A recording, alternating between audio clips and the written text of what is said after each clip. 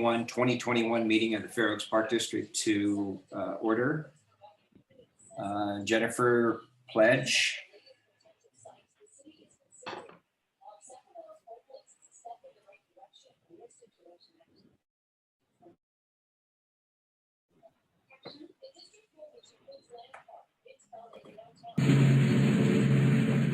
I pledge allegiance to the flag of the United States of America and to the republic for which it stands, one nation, under God, indivisible, with liberty and justice for all.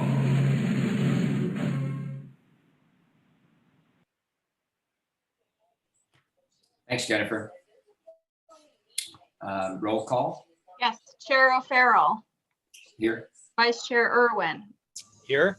Director Carhart, Here. Director Mounts, Here. Director Tamani, Here.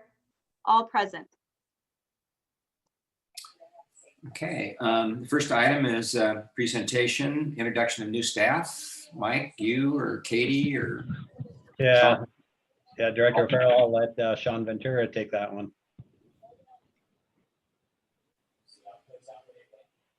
Can't hear you, Sean. Sean, your audio's off. You don't show as mute, but your audio's not coming through.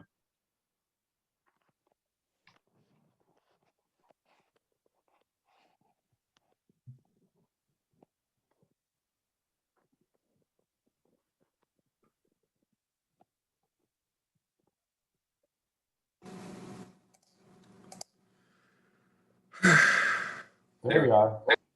Okay, you heard my heavy sigh. Yes. Happens every time. You'd think I would see it ahead of time, but I'm not a smart man, apparently. Good evening, Board of Directors. Sean Ventura, Park and Facilities Manager. I'm here to introduce two of my new full-time employees, Rick Zerlo and Matthew Ellis. I won't say a heck of a lot about them. I'll let them answer some questions from you if you would like. Their brief intros. Rick Zerlo, before he joined the Parks and Recs department, he was working as a lawn care specialist for True Green, and before that as a greenskeeper for Land Park Golf. He really enjoys creating and maintaining a healthy outdoor space. Matthew Ellis, he's excited to get to know the inner workings of FORPD. He is a Bay Area, California native. He worked in construction and retail management since his graduation in 2013 from SJSU. You'll have to ask him which school that is because I don't know all the abbreviations. He's got a huge appreciation for recreation and parks and harmonious application of them, both in creating a better life for ourselves and others. He enjoys playing sports and being active outdoors. He's married in 2020. These are right from their hands. Apologies if that sounded a little red by me. I would say, apart from that, they've been with us for a couple of weeks now, and they're proven to be valuable, intelligent, committed employees, and we're very happy to have them here with us at FORPD. Great, thanks, Sean. Rick, do you want to say something? We'd love to hear from you. And now you are muted.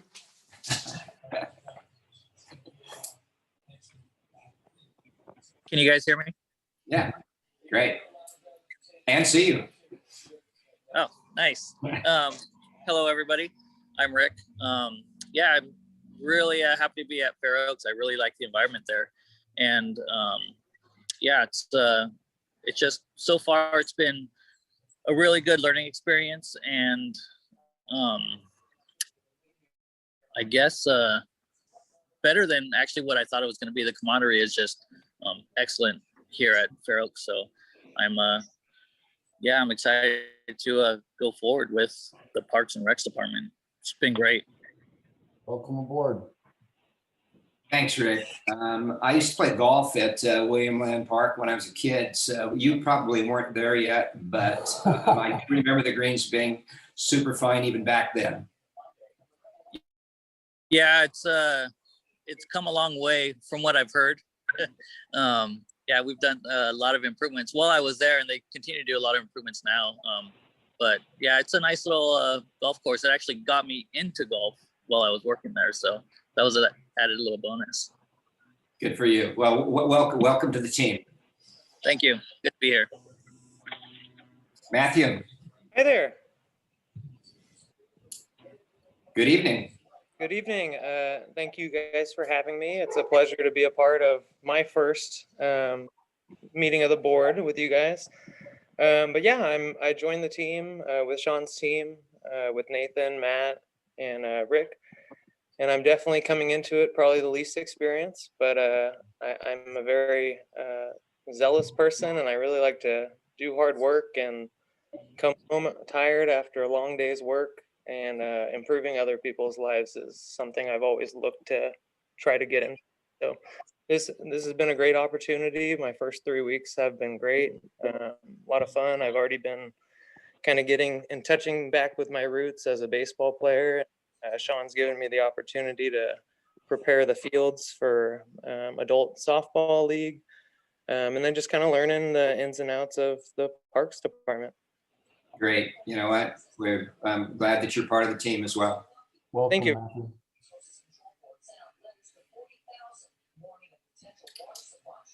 Anything else, Mike? That was it for the introductions there. Okay. So the next item is closed session.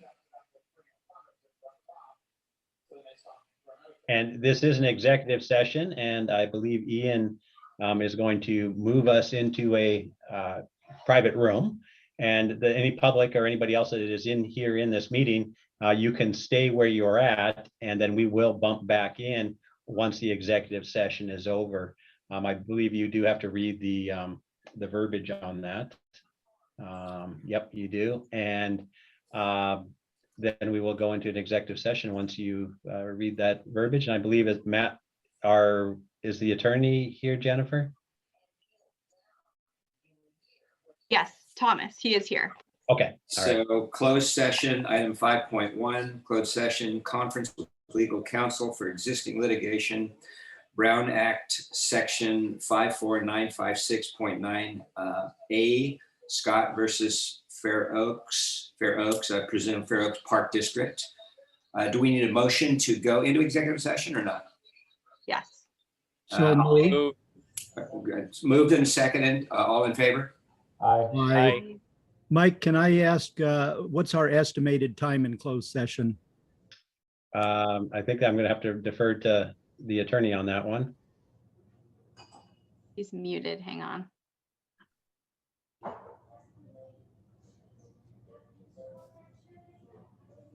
Ian, can you unmute? I've asked him to unmute. If he needs to press, I believe it's *9 to unmute. *9. Sorry, *6. *6 to *6. unmute on the phone. There we There you go. go. Hello, everyone. This is Tom Giulini. Can you hear me? Yep. Yeah, Yes. and we have not gone into executive yet, but the question was just if how long this might take. It's very short on my end, but I'm happy to answer as many questions as people have. So it's totally up to you.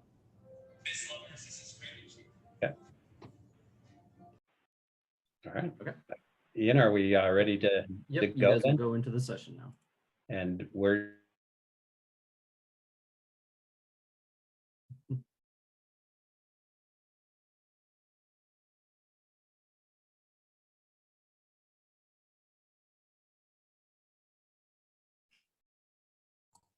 Well, I suppose this is time to go get some water.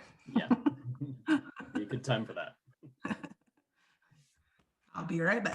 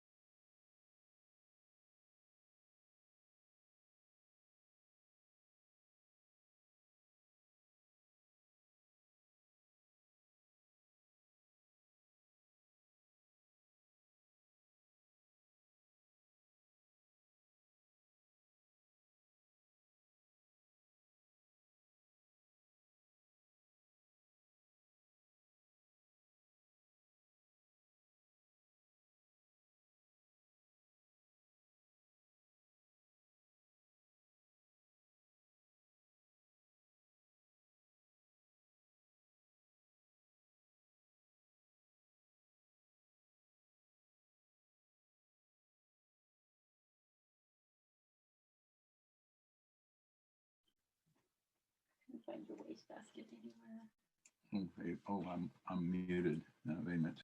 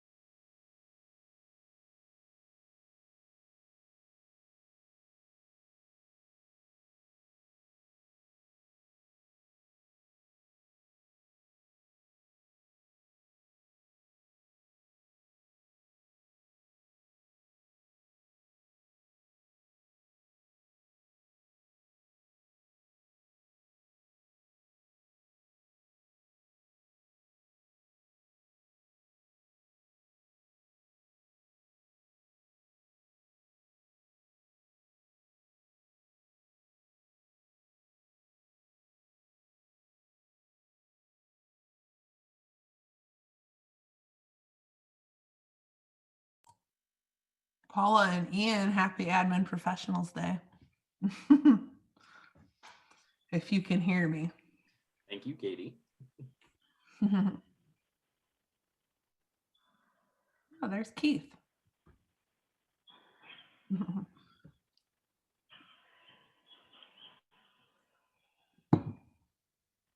Aw.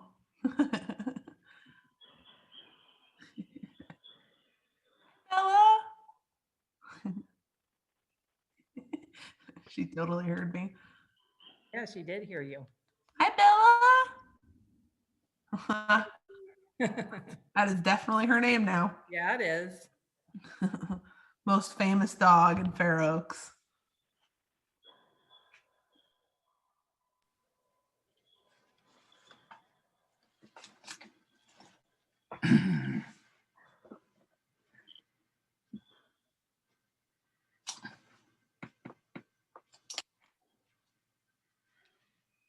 I feel slight pressure to entertain the people that are watching live. Okay, let's see the dance. Quick, somebody do trivia. Katie, knowing how well you dance around this question, let me ask you one that Joe asked me earlier today. Do we have a date for when the construction is going to begin? The last statement made by my administrator himself in writing is the end of May is what it's looking like. May. And I believe that's related to still trying to work through a water line that runs through the right of way that we're working on in front of the clubhouse. And so we're working with the water district. And again, I'm not in on those specific conversations, so I can't speak too much to the specifics, but there's a water line that runs under the right of way and just trying to figure out the best way to solve that so that potentially if they needed to fix it in the future, they would have to tear up as they do in other areas to fix it. So I think they're trying to avoid that by rerouting the water line. Yeah. So is that a fountain in the middle of the park? Yeah, I don't know if that'll work too well. And Sean could definitely answer it much better than me.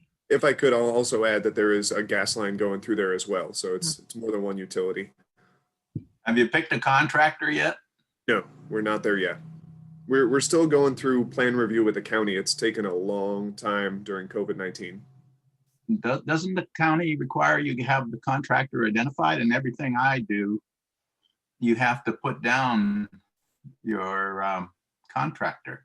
We have to go out to open bid once the plans are approved. So once they're approved, we can start that bid process by advertising that we're starting a project, and then people bid on it and provide us with that that finished scope of work and a price, and we get to then bring that back to the board of directors later. Mhm. And then, hey, Katie, on the AMS agenda item, is that on the agenda? Yes, it is. It is going to be moved, actually. Mike is going to make a recommendation to the board to move it. Right now, it's 9.3. Let me take a look, but- because I couldn't see it, so. Yeah, But that 9.3. doesn't mean anything. You know how old I am, and I always, You're doing just fine, Joe. I see you getting around. You're still out there. well, Kathy, I think You can call me Kathy Cross. Kelly. I've been called worse. we gotta show our age. Joe, I've been able, 9.3. Yeah, it's 9.3 on the agenda as it stands right now, but I believe Mike is going to recommend moving it to 9.1 so that we can have the presentation by Bill Blake and let him leave us. Yeah, is And this not- the only time that they've been back since the prior in December, or have they been back sooner? Yeah, he was back last month. Bill presented last month as well. Oh, in the- I missed believe that it under one too. presentation. Yeah. Yeah, I think he was under So- presentations last month and not an agenda item, so he came faster in the meeting. So you might have missed it at the beginning. Okay, and then did you guys do anything on making a decision on the breakfast menu? The No. thing, the choices? No. Okay. Right, so it looks like the closed meeting or closed session has been completed. So I'll let the board come back and commence.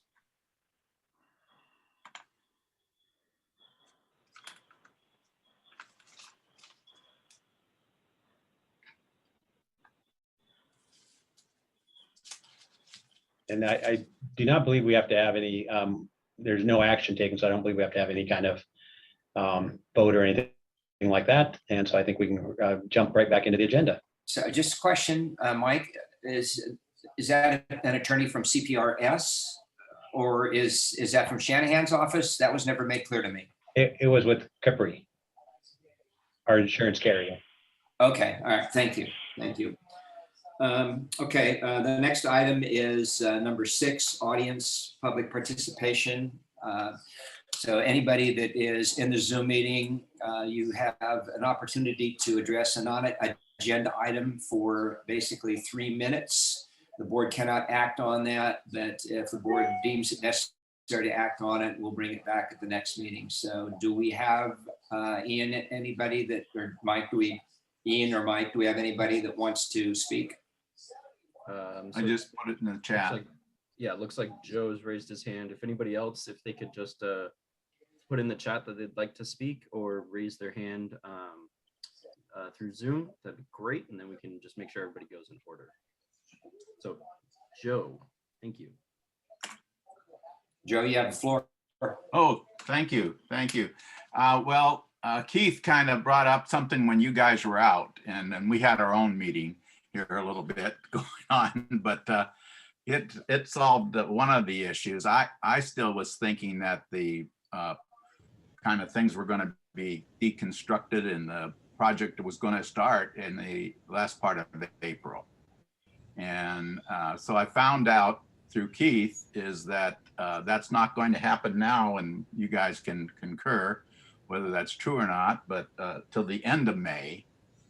And I guess what I'm concerned about a little bit is the fact that we live, people have tenants in that area, and I hope you're going to notify the businesses and the neighbors. If you probably had something like this going on in your neighborhood, how would you like to be involved? I guess the next day you just said, "Hey, we're here," and start all that deconstruction and construction. So I think it would be polite, I guess, to let us know what the calendar is.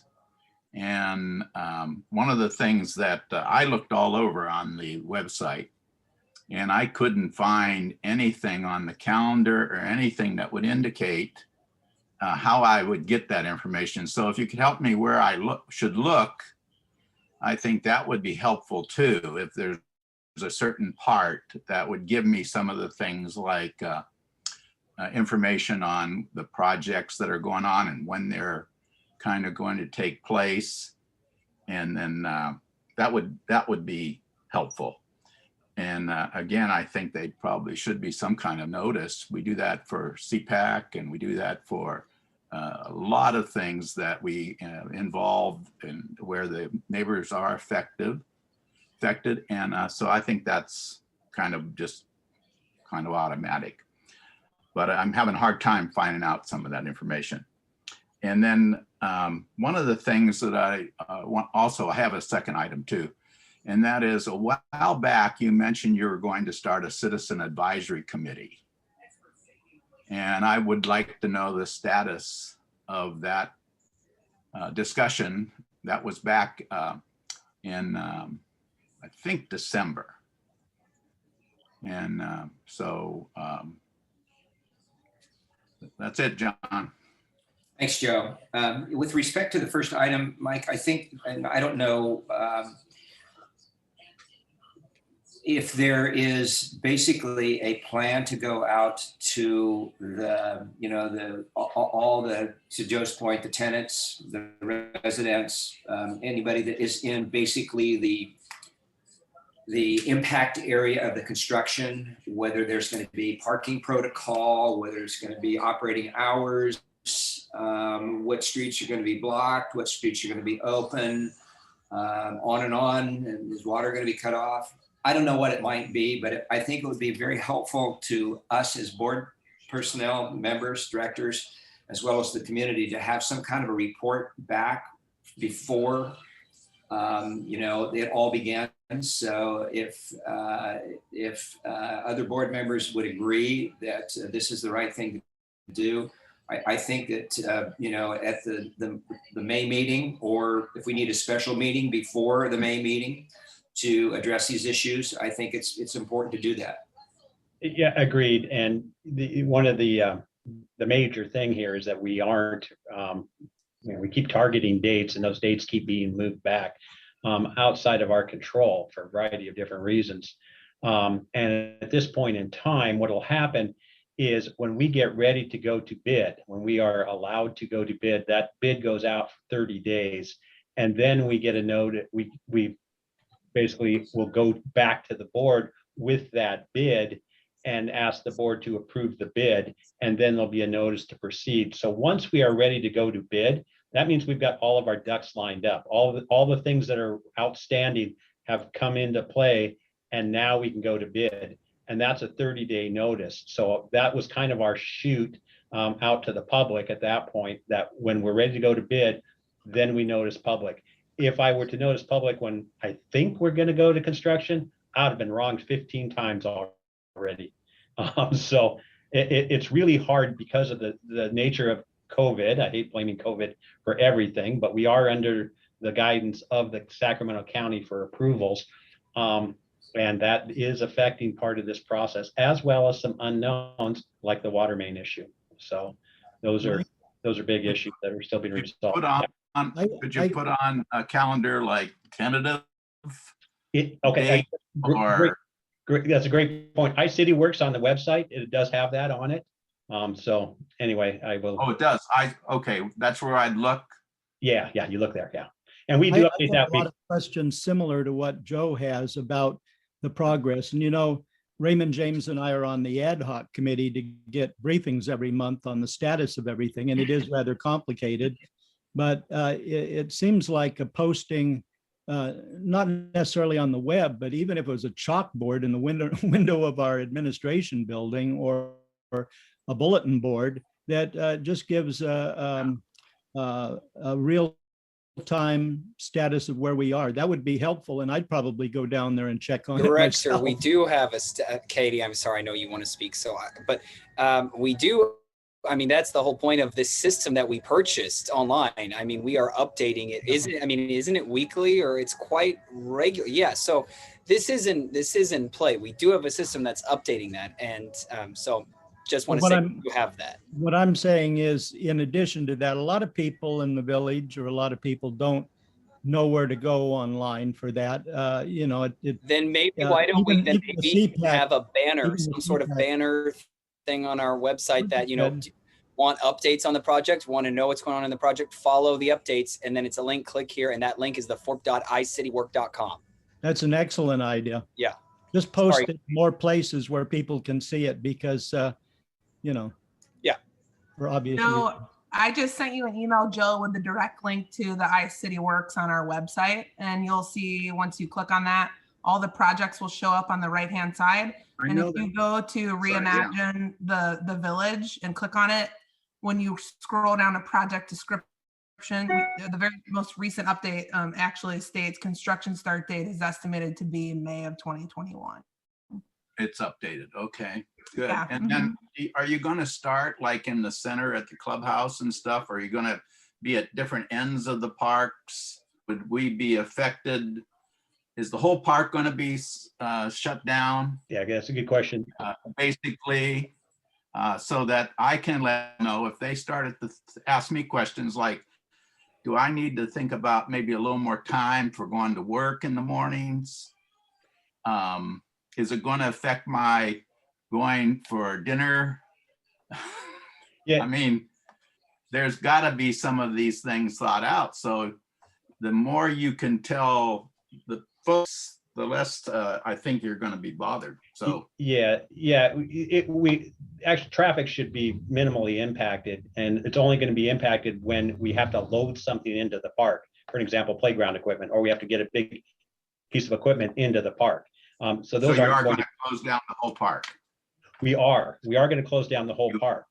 Yes, but we will, at our That's good first to know. move, our first move will be to demolish the structures. We will only close those sections. That's the part that's supposed to happen in May, the end of May.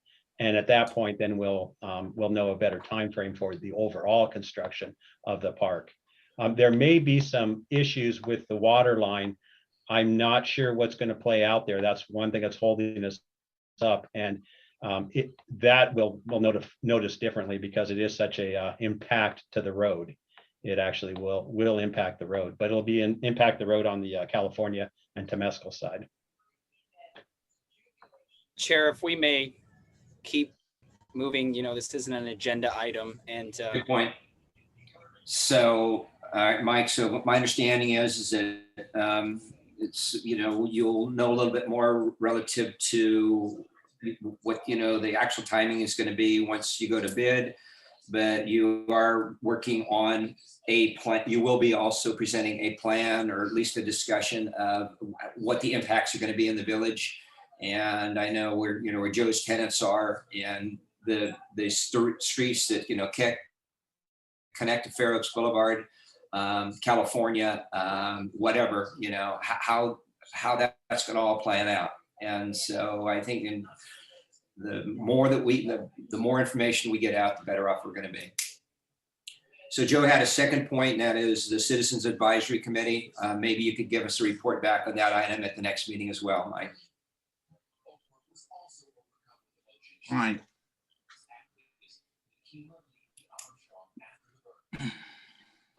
Are there other people in the waiting room out there that would like to address the board on non-agenda items? None that I see. Okay, let's move on to the consent calendar. I had just one thing to note on the consent. Can we get an approval of the agenda first? I'm sorry. Oh, yeah, we skipped that. I'm sorry. Let's have a motion to approve the agenda. I move to approve the agenda. Second? Second. All in favor? Aye. Aye. Aye. Okay. Back at you, Raymond. Okay, so yeah, just quickly on the general, or the financial report. At the very end, I think it was just and this has happened before, so perhaps we can just be paying extra attention, but on the consumed, on the Business area 343A, Phoenix Field Lighting, it's showing 5,594% consumed. It's showing a few, basically, I'm guessing supposed to be 5.94% consumed, unless I'm reading it wrong. I doubt it's 5,000. So that just needs to be corrected. And so then on the next page, Gum Ranch, business area 343B, it's showing expenditure accounts 5,351% consumed. And again, I guess that's supposed to be 53.51%. Yeah, I don't know why it does that. Okay, yeah, well, I'll correct that. That's my only note. Does anybody else have a question or comment on any consent item? Motion to approve the consent calendar or consent items. I'll second. All in favor? Aye. Aye. Okay, the agenda items. The first one up is the monthly presentation by FOIAB.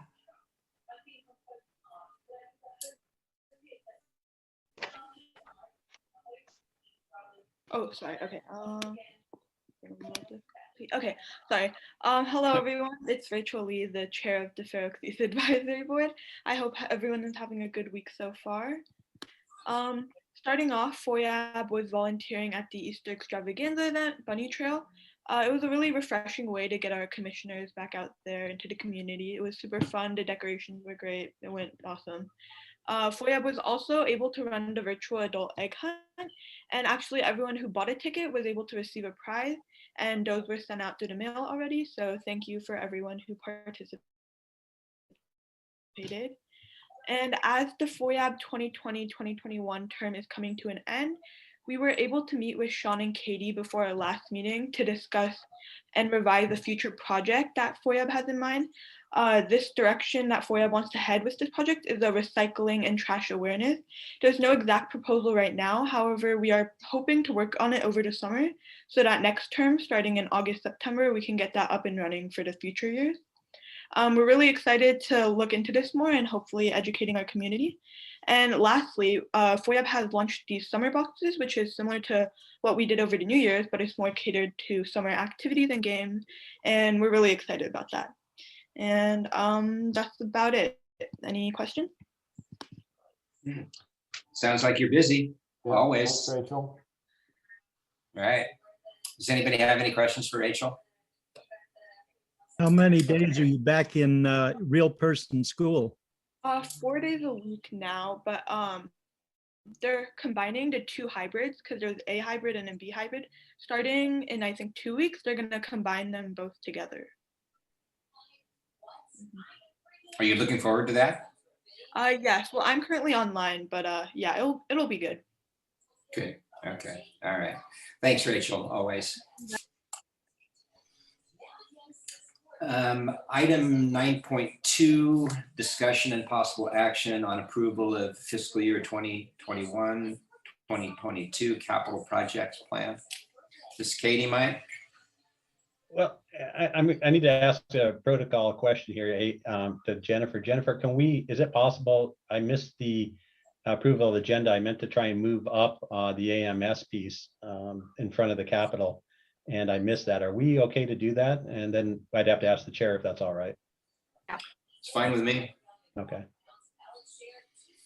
Okay. AMS.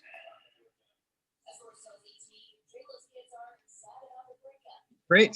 Well, good evening, everybody. It's great to be back. I'm Bill Blake, director here in Sacramento with AMS Planning and Research. It's nice to be back in front of you this evening. We've got a presentation for you. I'm going to share my screen. Hopefully things will happen. Yeah. I'm really sorry to interrupt, but is it okay if I give just a quick introduction of what we're going to be looking at?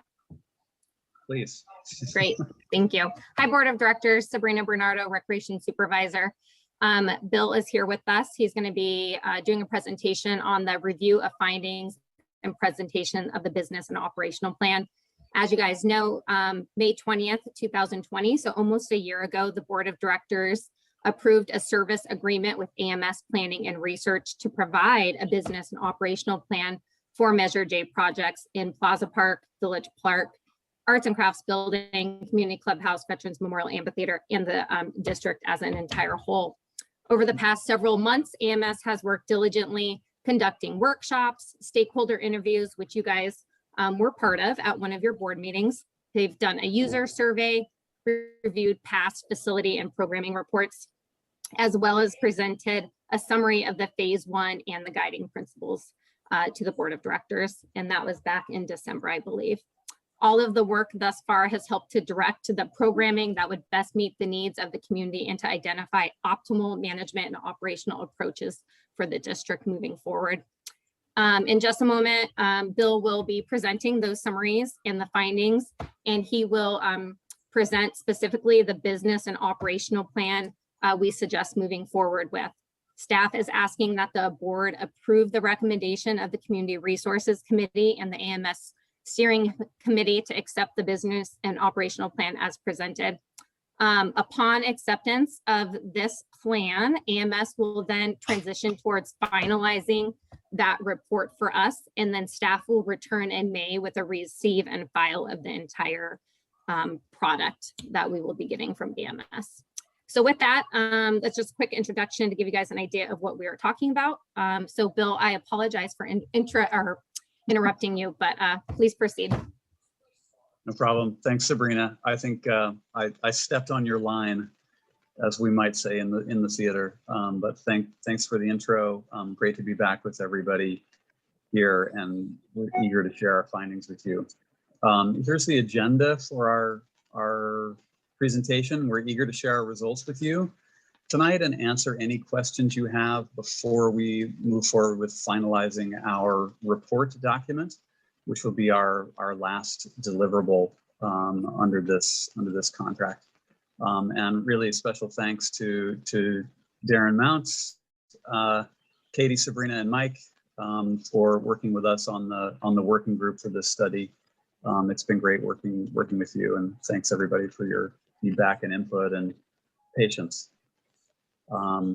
So as a reminder here of our scope of work, the district engaged AMS to help determine the best path forward with respect to increasing the level of arts and cultural activity and to develop a professional operating plan and financial forecast.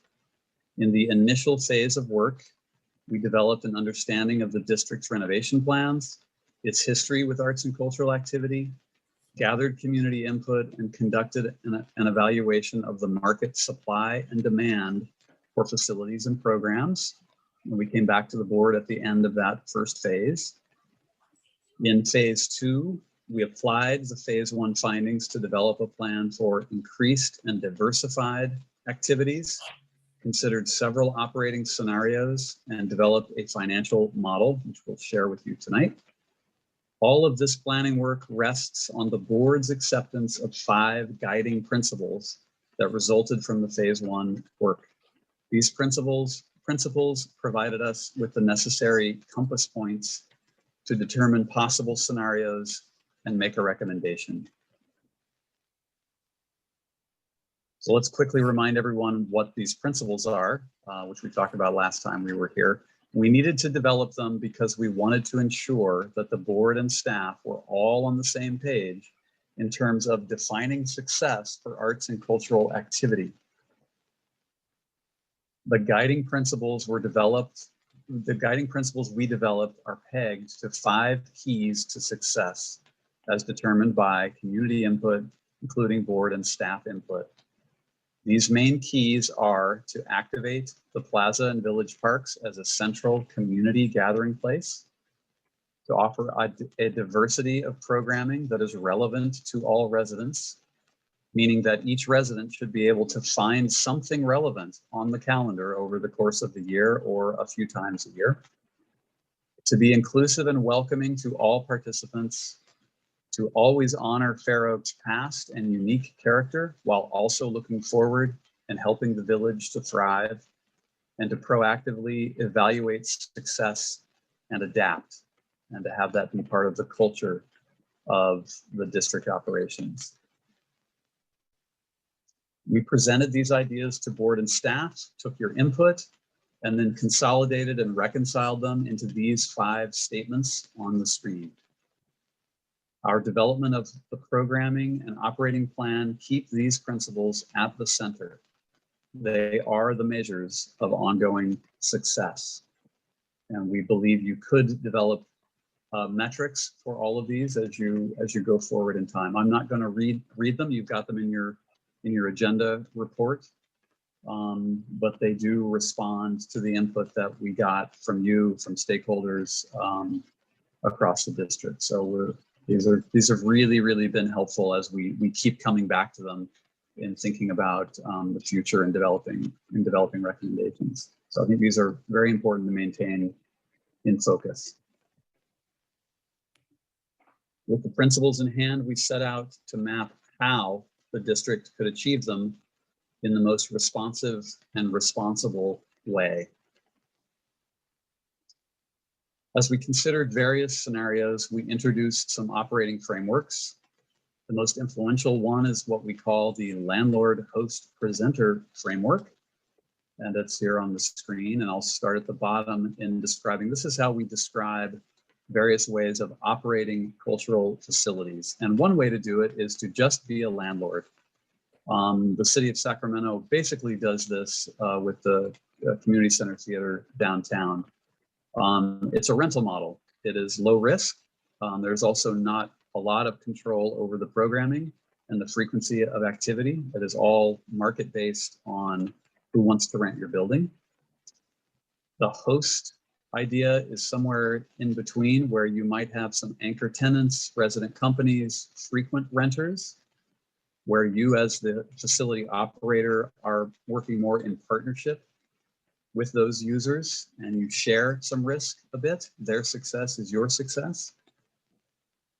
And finally, being a presenter, what we call a presenter, is where you as the operator also have a hand in content, either producing it yourselves or going out and booking in touring artists, others who would want to use the hall, and then it's up to you to sell the tickets and do the marketing as a presenter. In that case, you have the most control over content. You also take on the most risk, but you also have the ability to develop your own audience of patrons, donors, ticket buyers, etc.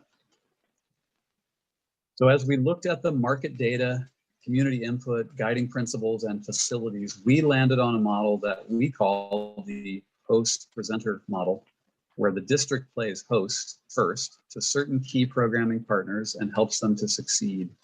But the district also engages in presenting to augment programming and ensure a diversity of offerings. So a host forward with presenting, which is a little bit different than how you operate now. As a host presenter, the district will have greater intentionality when working with facility renters and partners. It will also have intentionality when it comes to scheduling its spaces as it seeks to balance the needs of partners, its own ticketed presentations, and revenue-producing rentals, which are needed to support community-based activities that will also continue to be offered. Striking a balance in operations and programming will be key, and implementation of this model will require board support and staff ingenuity. We believe that part of this new balance in operations will enable the district to offer an increased level of support and incentives for partners and community users that align with the board's principles. With the host presenter model as our preferred and recommended scenario, we then were able to work with staff to develop an operating forecast and sustainable financial model. But first, of course, before we get into the financials, let's talk about the assumptions and a couple of caveats, of course. Starting with, the district is the owner and operator of all the facilities. We are working on a host presenter model. The numbers you're going to see are for a normalized year of operations. Sometimes we refer to it as a base year. So there will be a ramp up and implementation set of years. We have just modeled the destination. And we've done that in 2021 dollars and have not attempted to adjust those for inflation. We're all about the guiding principles. There will be some shifts in facility management and staff responsibilities. There will be new partnerships recommended with food and beverage vendors to share in revenue. Some additional staffing, one full-time and one part-time to implement. And we would note that the fixed admin and fixed overhead of the district are actually not part of the numbers that we're going to show you.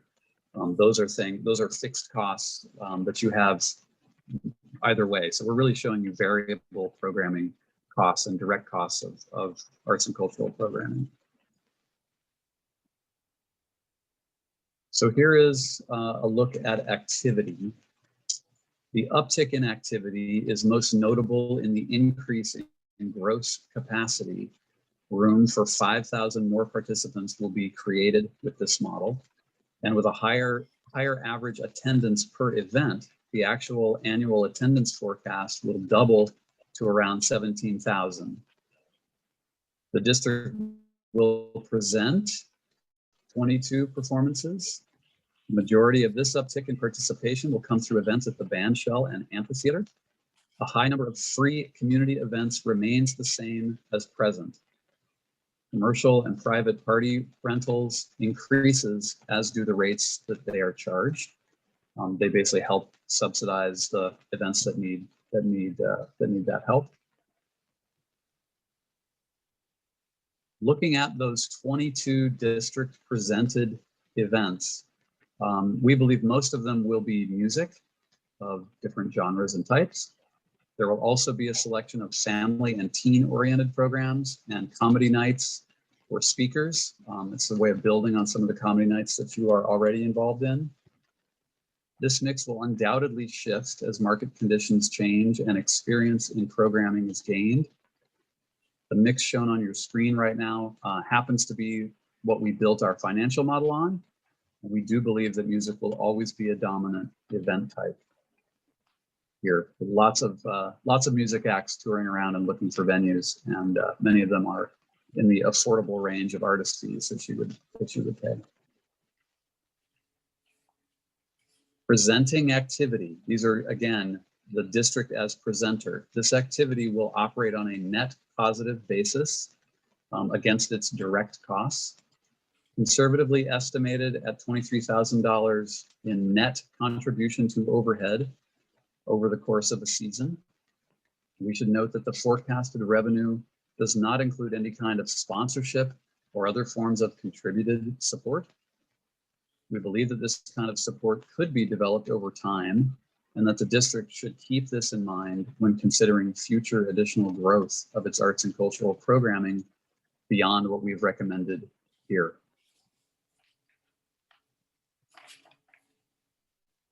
The overall revenue forecast for arts and cultural activity is just shy of $400,000, again, in a normalized year of operations.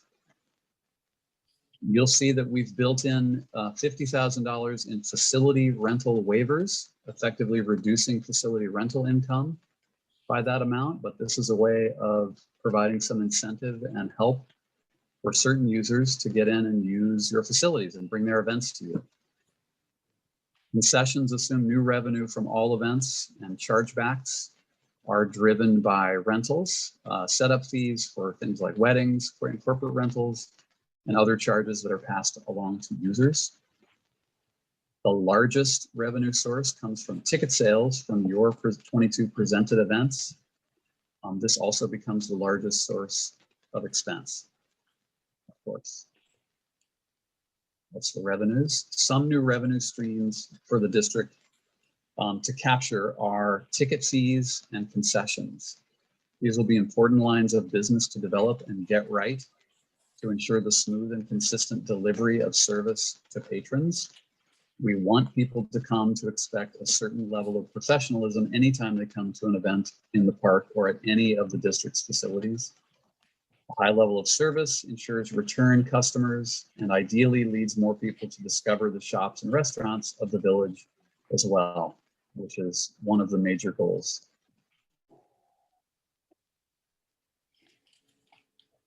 Expenses, because all of that earned revenue has to go somewhere.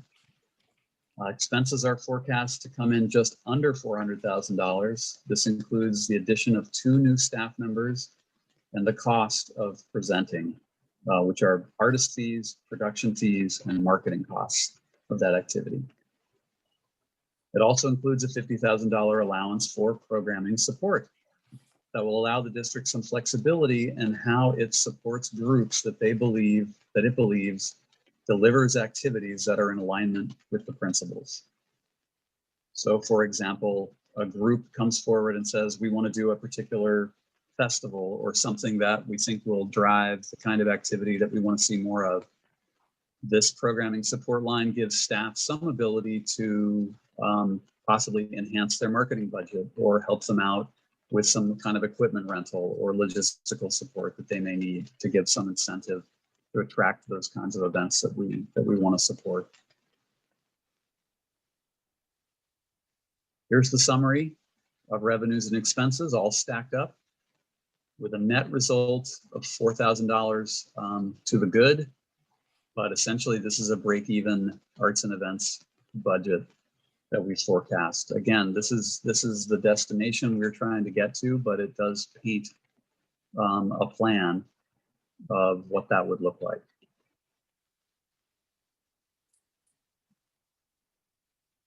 Finally, we've noted some important next steps and considerations.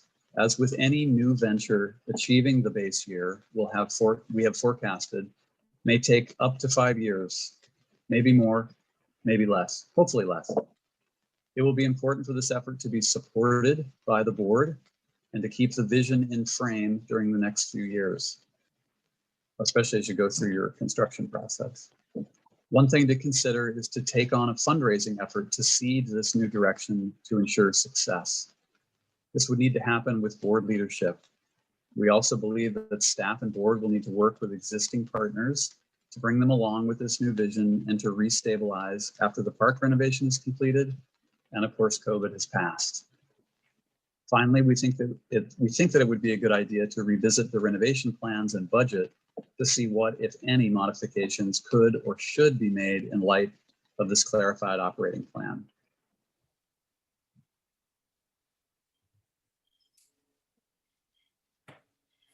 With that, I'll pause and take your questions, and of course, happy to go back to any particular slide anybody would like to go back to. Thanks, Bill. That was very, very thorough once again. Yeah. Ralph, you indicated early on that there's some issues that you couldn't quite wrap your head around. Do you want to go ahead and begin? Yeah, as I went through it, I followed everything pretty good until I see that you've adopted a presenter host model. And I don't really see much how the host aspect fits in. And I'm thinking, might as well open the can of worms, thinking particularly about the relationship of groups like the Theater Festival. Under the host model, they have some control over their programming. It looks like everything in the following slides, though, with the exception of the slide that showed some revenues from theater, didn't really mention anything about plays or how they might fit in. And I just wanted to harken back. I don't know if you can see this, but back in 1983 was the beginning of the Theater Festival with the Merry Wives of Windsor when they first got started with that. And I know they've gone through a lot of evolution over the years, and they're probably looking for a way to continue, having some impact in the village. Most of their members of their board have gotten tired. They've gotten older. They're looking for succession. But I'm just wondering how this model and adopting this plan will affect them. Sure, Ralph, and great question. It's something we gave a fair amount of consideration to. In this model, and what's not shown on these particular slides is they would continue to be a very significant user of the amphitheater and the new black box space that it will be for a lot of their use once it's completed, which I know that they are excited about, and we are as well for them. One of the big shifts here is to actually offer more diverse kinds of programs in the amphitheater. That's why we're kind of harping on it as we're summarizing this work for you, because that's really the different part. We do believe that the Theater Fest will need to consolidate a little bit their kind of calendar footprint to make room for other and more diverse types of programming. But we still have them very significantly in the amphitheater as users of that space. And in fact, these tranches of rental waiver funds that I just talked about and other forms of support would likely benefit from that in no small way, as long as they want to, and as long as they have succession plans and have some ambition to go forward. There are things, Ralph, that we noted from their data, things like their average attendance is below half of the capacity of the amphitheater. So of course, we'd like to see them grow that attendance, but in the meantime, we'd like to see them compress their season a bit and have fuller houses and maybe fewer performances. We've tried to give them enough time in the schedule so they can still do, I believe it's 5 productions and have a run of each production with the necessary on-stage rehearsal time. So we've tried to be pretty thoughtful, but we've also tried to be thoughtful of what the board and the community are looking for, which is different kinds of programs more often in the park, and in particular that space. Thank you, Bill. That makes sense, and that clarifies for me. I appreciate that. I just wonder, is there, under the host model, you talk about major tenants and all. Do we have any other groups like that would have be integrated in our plan? We'd like to see you recruit a couple more. And you may end up finding a music group. We were not able to identify one for you. You have some existing partners, like your teen group and some others that may be able to do some more programming that you could now encourage. You actually have some like these kind of pots of money and maybe a little more focus to help them bring forward some events. And certainly things like the Chicken Fest and some of your partners from the village that you currently have to kind of nurture and cultivate and grow those partnerships. Thank you. That's very helpful. I appreciate that. You bet. Do other board members have any questions or any comments? I don't have one. I see Mr. Maloney had put a question in the chat box, though. I don't know if you can see that there, John. I see it says question assumption 1 stewards, but I'm not quite sure what Mr. Maloney is referring to. I don't know, Joe, if you want to talk or ask your question. Chair, or a point of order, I don't think we've gone to comments from the public on this matter yet. I think we're still just trying to get comments from current board, if I'm not mistaken. Oh, apologies. Good point, Raymond. So let's scroll through. Raymond, do you have any comments? No, we were on this committee together, and we both saw this, reviewed this, looked at this, and both agreed that this is definitely the best way to position ourselves, the best way to position the district. So I'm excited about this model, and I'm very grateful to AMS for all the hard work that they've done. As am I. Delinda? I don't have any questions either, and I agree. Thank you for the presentation, Bill. It was really great to see everything get pulled together. And Darren.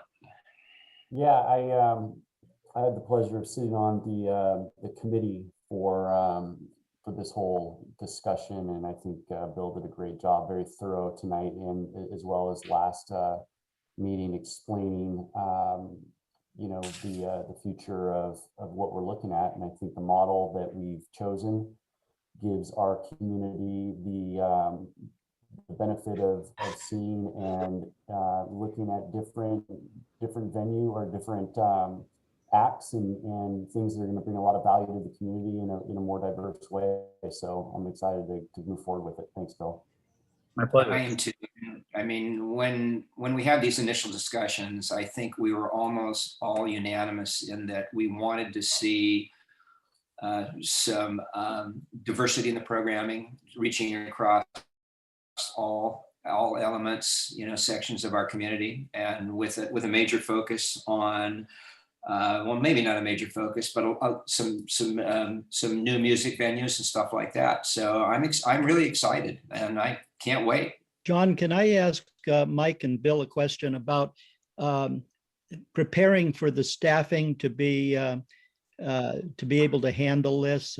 Is Mike still on? Are we going to have help from AMS in figuring out what kind of staffing needs we will have? Sure, I'll let Bill do it all.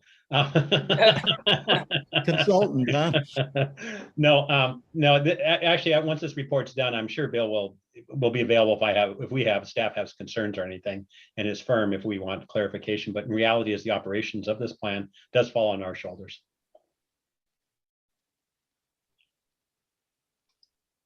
Yeah, and Ralph, I mean, I would say, there is some staff work to be done now to kind of start wrapping heads around implementation, kind of getting from where you are now to where we want to be. We've really defined, I think, where, based on this feedback, where everybody wants to get to. And now we need to kind of plot out how to get there. And that's really staff's work and board's oversight to take care of. We have forecasted 2 new staff positions, and we'll flesh that out a little bit in our report. And then, of course, there are kind of part-time and event staff that you will need. So there will be the need to develop a pool of people to turn to kind of help work events, and that will hopefully be a few more people than what you have now with the increase in activity, and that would be great. But those numbers are all baked into our forecast, at least. And Director Carhart also just, Bill had mentioned that it will be a couple of years before we see the full operations of this plan and its success. Hopefully, it's success. But we have between now and 18 months to get our ducks in a line for that process for the next 3 years. So the 2 years of operation plus the year right now that we'll be getting ready for this. So it's a ramp up, if you will. We aren't going to open 100%, but we are going to ramp this up and be able to afford this project and everything else as it goes forward, hopefully. Well, it's a whole new staffing idea. I mean, I assume it'll be part of recreation, but it's very much like when we were trying to market our rentals and our activities, a tough thing, and it requires a kind of a special type of expertise and maybe a special category of our organization.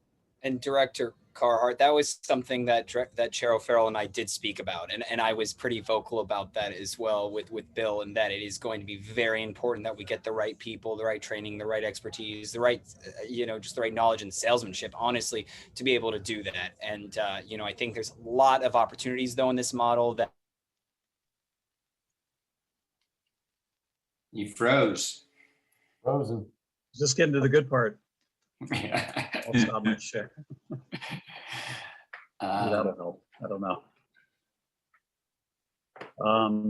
Well, while he's frozen, I'll just say again, my thanks to everybody for participating in this. I'm excited. As an area resident, I'm excited by this. I was excited to hear about the renovation plans on the park to begin with, and that's a very significant investment, not only for Fair Oaks, but really for the whole region. So it's exciting, and I'm very pleased to have been able to play a small part here, and I'm excited to see the physical investment take shape in the park, and then see this investment in programming and more arts and culture for the region take shape. We appreciate your work as well. So Joe has a question, and his question was regarding assumption number 1. Joe, do you want to elaborate on your question? Yeah, first I should probably say, it was a very good presentation. And Bill, do you live in Fair Oaks? I don't. I live in East Sac in the thrifty 50s. Okay. Let me clarify. Well, I wanted to assure you, first of all, we do have art and we do have culture. Yes, you do. Yes, you do. So it might not seem like it from the people that attend these meetings, but I'm talking here. You just give me a second. Anyway, I got a couple of things. That assumption number one really kind of sticks me a little bit. And you might want to change the words on that, but it looks like the board is positioning itself to be the owner of all these facilities and the landlord of all these. I see your role completely different. You're stewards. The public owns these buildings. The public owns these facilities. That's not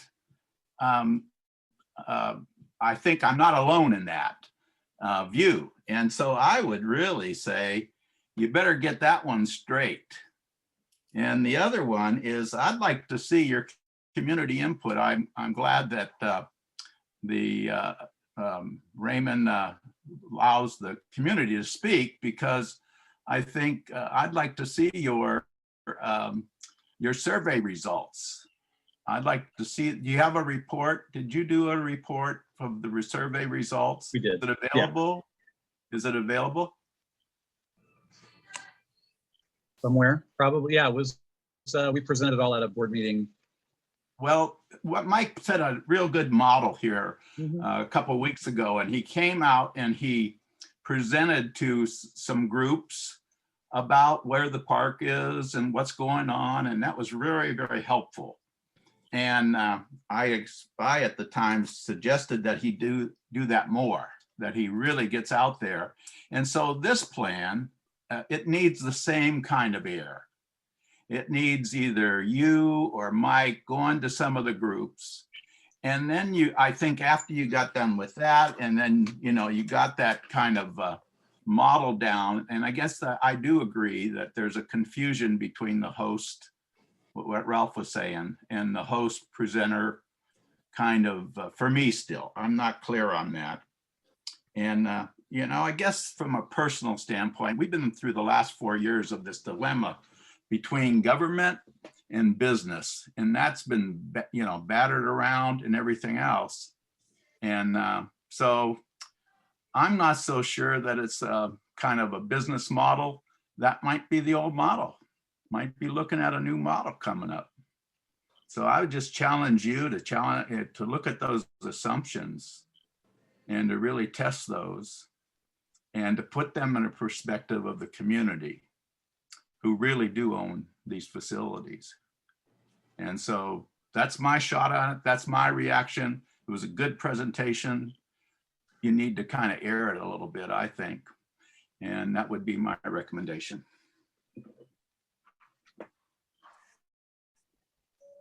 Thanks, Joe. I mean, just an observation. Clearly, Joe, you're right. The facilities that we are managing belong to the community. That goes without saying, but somebody has to manage those facilities, and it can't be the community as a whole. And what we're trying to do is work with the community to make sure that their needs are met, and and that this facility is going to be a success. Well, I think the service model is a good model, but I think that participatory model where you include them in presenting and offering some of the services is really important. And the thing, John, I think you really need to take a look at that ownership word. And it sounds like, that might be a stickler down the road for you. So I think you're right. You are the managers, you're the stewards.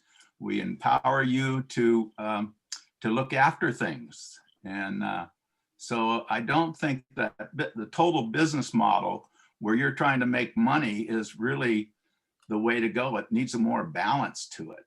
And I'm just giving you my suggestions. You guys are going to be in a position to make these decisions, but it needs more air. Yeah. From my standpoint. Appreciate your thoughts, as always. I just wanted to add a thought. I don't have the whole history of this theater, but from the time it was built to 83, when they started the theater festival, that was kind of the first phase of this thing. And Wendell Frazier and the Bessemers and others supported the first part. You remember when they had the annual Shakespeare plays. And then it was handed off later to, Tony Sestito and Barbara and their board, who did a lot of capital improvements and brought in more contemporary type plays. But, I know they've gotten tired and concerned about the future transition. And to Joe and the others, I think this is the opportunity to make this thing last. When they kicked this off in 83, they said they hoped there would be many, many years of performances and success. And there were. And there were people to pick up the ball. And now we're the agency to pick up the ball. So just some thoughts there. Okay, it's time to move on. Mike, I don't have the full staff report in front of me. What is the action item on this? Just to receive and file, or to approve, or what? I'll let Sabrina answer. I believe, Sabrina, you have the right answer, but we have talked about this. So Sabrina, go ahead if you would. Yes, so the staff, we were asking that the board approve the recommendation of the Community Resource Committee and the AMS Steering Committee to accept the business and operational plan as presented. Okay, can we have a motion to that effect, please? Motion to approve. Second. All in favor? Aye. Let's go. Hit the ground running. Exciting. So you will see this again on May, just for receive and file, but that'll be the official document. That'll be part of the district records then. Very exciting. All right. Thanks again, everybody. Thank you. And thanks, Joe. So back to 9.2, discussion and possible action on approval of fiscal year 2021-22 capital projects plan. I lost my place. Ralph, you're muted if you're trying to speak. And I was trying to ask for discussion on that, and I did not vote on that because I was muted. I just wanted to know whether the adoption of that adopted all the principles of the report as going to be our step forward, or are we just accepting the report? It was motioned on what was read and written.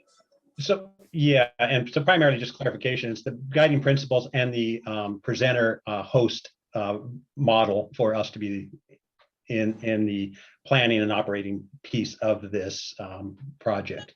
So those two things are kind of the main parts here, the guiding principles and the host presenter. And then the rest of it is more detailed, how many things we need to do and things like that, but those could change over time. But as long as we stay in those two areas, then that's what you as a board would have approved. Okay, well, you have my approval too. Next item, so the capital improvements plan, Mike. That Chair O'Farrell, that would be Katie. myself Yes, and Sean. Katie. Yeah. I'm going to go ahead and share my screen before I get started. Fingers crossed it works successfully. You should be able to see the board report in front of you. Mhm. All right, let me see if I can't blow it up a bit because I think it looks small for everyone. All right. Before I get started on the capital plan proposal, I just wanted to chime in real quickly and thank Sabrina Bernardo for all of her hard work on the strategic plan for the amphitheater and arts and entertainment in general. She's worked as the lead for that project, and I just want to recognize her hard work on that. Moving forward, Sean and I are both going to present to you the discussion and possible action regarding the proposed fiscal year 2020-2023, it's a mouthful, capital improvement plan. Again, my name is Katie Koss, Recreation Superintendent, and Sean Ventura, Parks Manager, will also be presenting. Just for the crowd and anyone who's not seen this presented each year. We present a 3-year capital plan to the board of directors, first sitting down with the capital committee in advance. However, even when a 3-year plan is approved, we still come back to the board of directors each fiscal year to revisit the plan at the start of the year and also at the end of the year going into the following year. So we revisit this quite a bit. In addition to any time any of the items that have been approved for that fiscal year are ready to be proposed to the board, they also go to the capital committee and the full board prior to actually starting that capital project. We would still ask for approval. So just a little education for everybody that's watching and tuning in on Facebook Live or Zoom. But I will proceed. What we're asking here from the board is to approve the attached 2020-2023 3-year capital plan. As a brief background, we first developed the 2020-2021 1-year plan, which is attachment A, as a part of the first, well, not the first, but the most recent 3-year plan. And that was presented on April 15th, 2020 at a regular board meeting. And so we are now presenting the recap of this current fiscal year and then moving forward. So I'll explain all of that when I get to the spreadsheets. Just to note, staff did meet with the Capital Improvements and Construction Committee on April 15th, 2021, aka last week. And that committee consists of Director Tamani and Director Mounts. The estimated cost for this plan will be outlined in attachment B. Please at any time feel free to chime in and stop me if you have any questions. All right, I think I need to shrink this just a little bit. Can everybody see the full spreadsheet for the most part? Not all of it. Okay. You're missing about 15%. About the bottom. Maybe if you close out the left portion. You know, I was trying to figure out how the heck to do that, and I don't know how to do it. It doesn't let me shrink it. The 3 lines in the top left corner. Thank you. Thank you, Sean. Perfect. There you go. So thank you. What you're looking at is the originally approved 2020-2021 capital plan. And that was approved again on April 15th, 2020. So this is just to give you a point of reference. The next spreadsheet will give you the reality of what actually will likely have occurred in this existing fiscal year. So we usually, like I said, at the end of that fiscal year, which we're almost at, we give you the reality of what was actually able to be accomplished. So originally, Swallow Way, the preschool restroom and flooring renovation, Miller Park paving, which is the lot behind the tennis courts closer to Earl Leggett Elementary, and then potential Miller Park picnic pavilion. When you look at the green boxes, this is just an ongoing running list of all of the staff and board capital ideas that we have so that we can pull from those when we're ready to place those in an active plan, which is the blue box.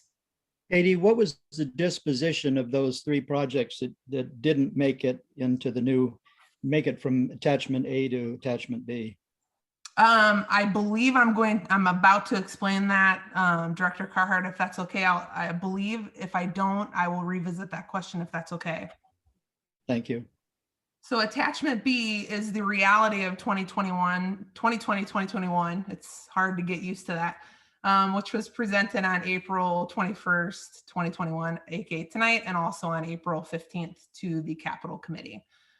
So right now we're looking to, we've started Swallow Way, and that projected cost is $634,200. That is a combination of Measure J funds, impact fees potentially, and Prop 68. And Sean can chime in. I know also there's funding that we received from, I believe, I don't remember the playground company, but for the playground equipment itself. Sean? Yes, I'm popping in right now. I do not have the exact number off the top of my head. Mike might have that memorized. It was a CPRS and Game Time grant. It was a 100% price match on the playground equipment. I believe we came in at about $75,000 as our split, and they covered the other half of that. Thank you, Sean. Additionally, we have some district office upgrades, which I believe we will be presenting in more detail either this evening or another time to outline what that looks like. That's $71,000. and a combination of general fund and potentially ADA funds, which is some advancements to our district office. Sean, I believe you'll be speaking on that later tonight or at the May meeting. Yes, we'll likely come back at the May meeting, but I'm happy to answer any questions about that project tonight.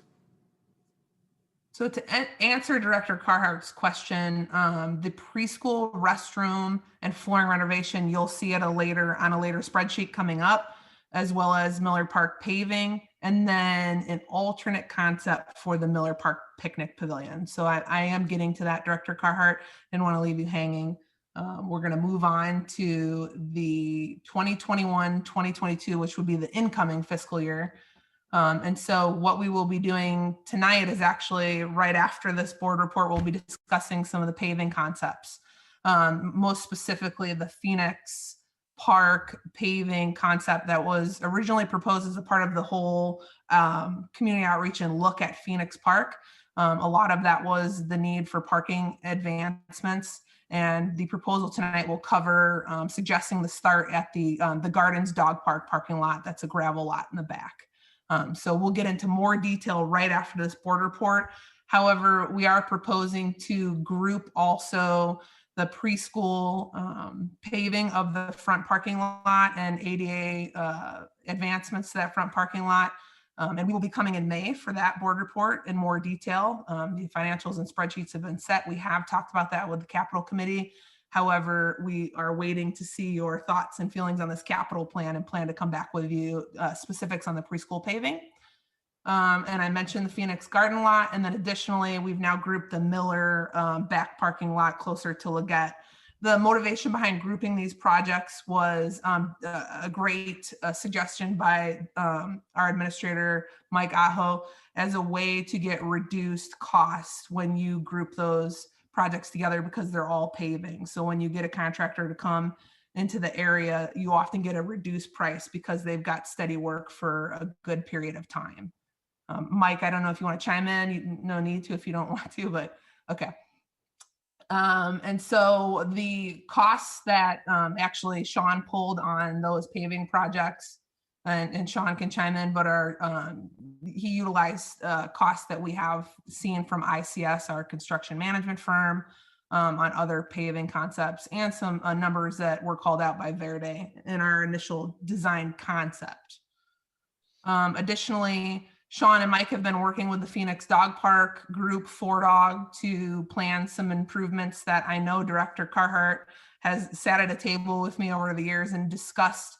And it looks like we'll move slowly with some phased changes to the dog park. And the first one is shade structures. If you visited the dog park, there's not a lot of trees, which has a lot to do with the soil out there. And so there's not a lot of shade out at the dog park. Sean, I don't know if you want to chime in on that one at all. Yes, just that we've seen some buy-in from the Phoenix Dog Park group 4Dog, who is very interested in getting these shade structures out. We don't have a dollar amount promised from them yet, but they are willing and ready and able to donate to this cause and jump in on this project. An intention of the district is to pair these improvements with the current plan for the bike park as well, and get a similar look, a similar manufacturer, and again, hopefully get economy of scale in the installation of these shade structures by performing the work we've already been approved to do at the bike park for potential shade structure and the shade structures at the dog park. Thank you, Sean. And then you'll see in red on purpose and a retitling of covered picnic pavilions, suggesting maybe multiple pavilions. When we originally proposed the Miller Park covered pavilion, that was prior to having a 9-course disc golf course out at Miller, which is a great enhancement. And we think that the park is extremely compacted in terms of traffic flow for disc golf, tennis, playground, And then eventually when school is fully back in session, you'll see traffic every day in the morning and in the afternoon for pickup of the kiddos from Earl Leggett Elementary.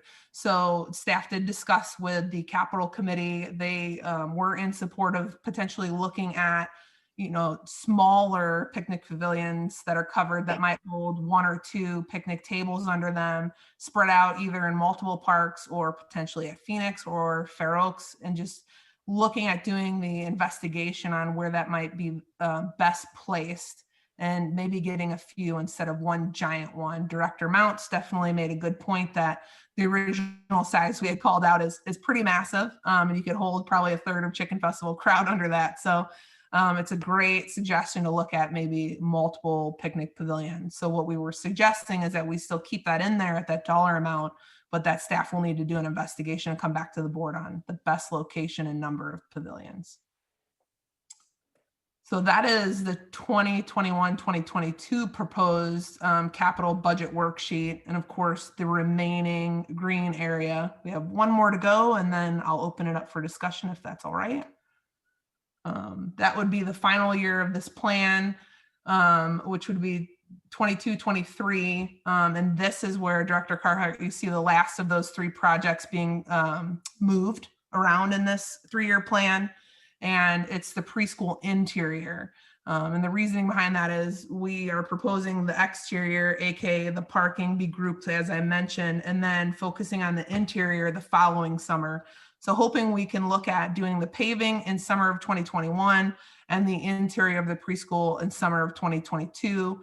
Obvious reasoning behind that is that's when the kids are not present at the preschool from the first week of June until the 3rd week of August. So that includes a longer budget that you will see come back to you at the May board meeting in more detail. Again, we have presented that to the Capital Committee. We do have a pretty solid estimate at $410,000 for that. This includes creating an ADA accessible restroom, replacing the flooring, which actually has about a 2-inch dip going across the middle and hasn't been replaced in quite a long time. It includes HVAC work, windows that haven't been, well, they're the original windows, to be honest with you, so they're not efficient in terms of holding the heat and air in the facility. And then widening of the doors in certain aspects to follow ADA and be able to get the kids from the front to the back in the right size of opening. Right now, the doorways are very small. So again, we will come back to you on that item, and we are looking to also look at general fund and ADA funds for that project. So that in a nutshell is this current fiscal year and the next 2 fiscal years as a proposed capital plan. I don't know if Director Mounts and Director Tamani want to comment on that before we move forward. No, I mean, I think you did a pretty thorough job. Thanks, Katie. That was great.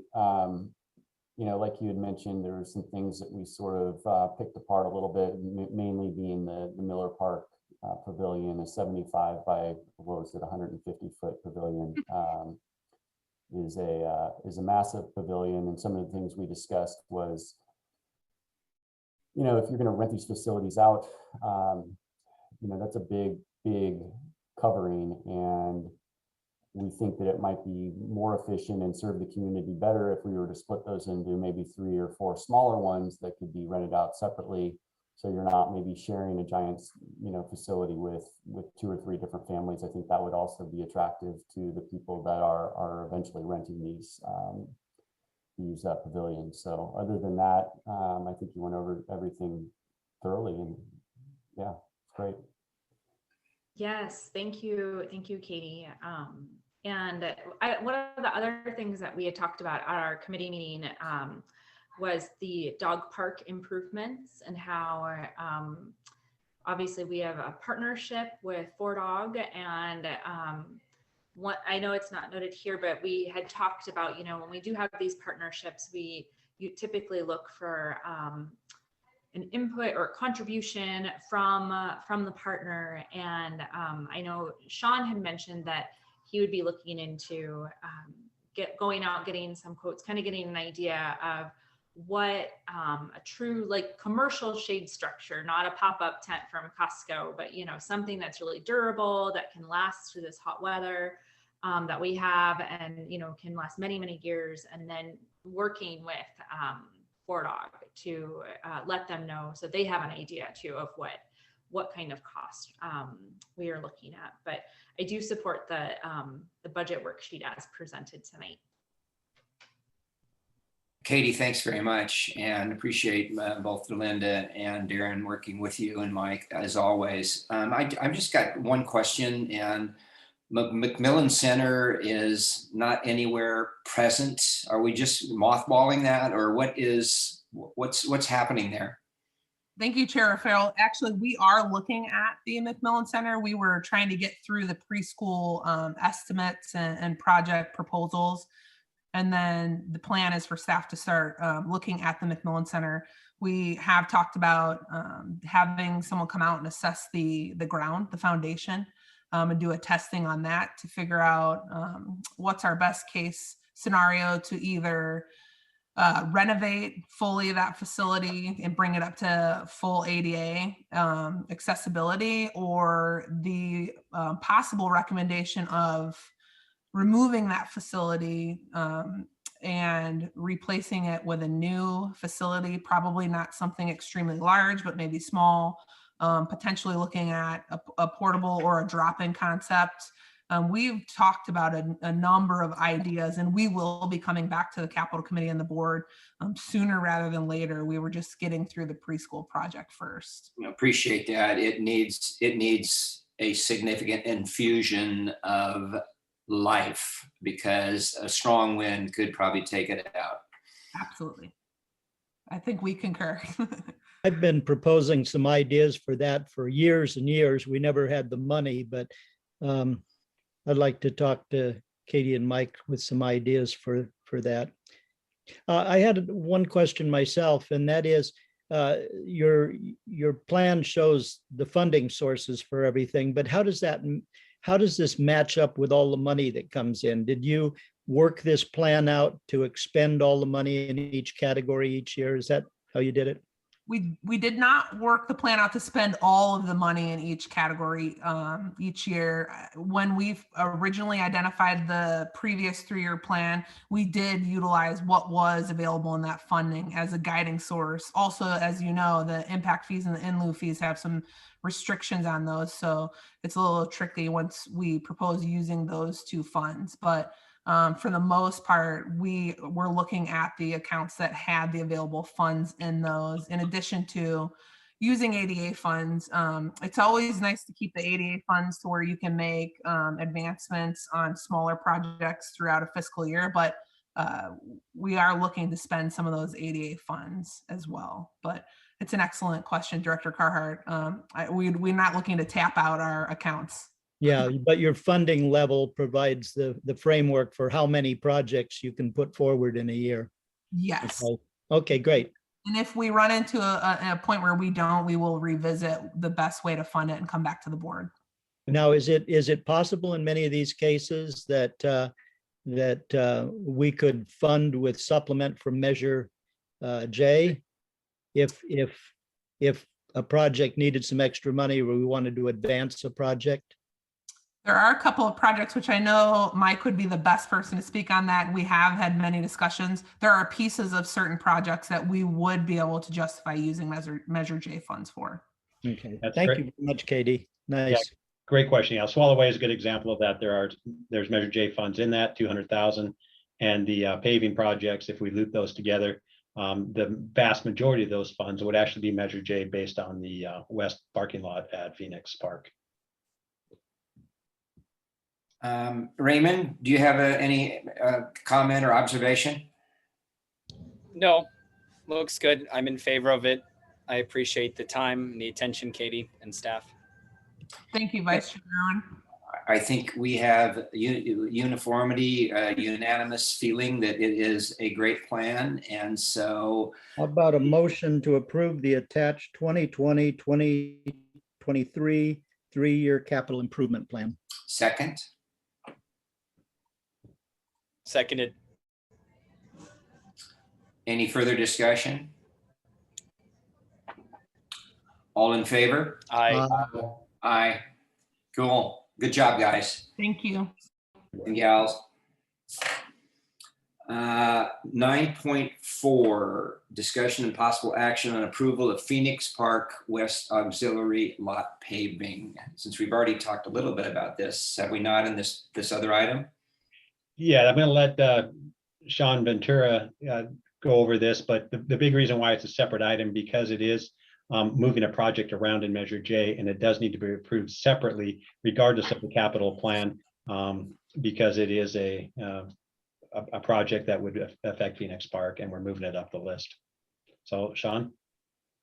Yes, good evening again, Board of Directors, Sean Ventura, Park and Facilities Manager.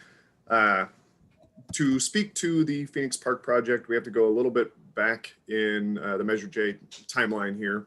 The original plan for the area was, as you know, a pair of girls softball fields and enhanced parking throughout the entire area of the undeveloped sections of Phoenix Park, including the semi-developed area of the parking lot by the community gardens there. As you are also, I'm sure, aware, we are in talks with La Vista School to potentially move the softball fields for girls softball to that location. What we don't want to do as staff is continue to let good enough continue to occur out at Phoenix.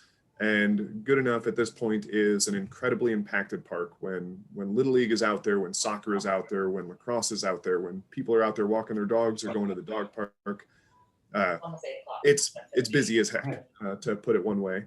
So our request here is that we move forward, we push the priority on one section of that plan, which would not affect the development of the central undeveloped area, would not affect the development of the old dog park, which is to the east of that undeveloped area.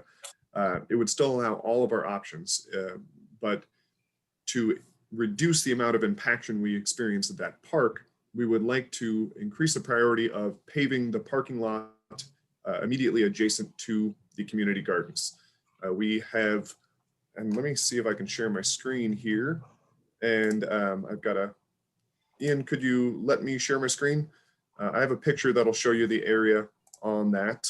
And it is in, I believe, this section.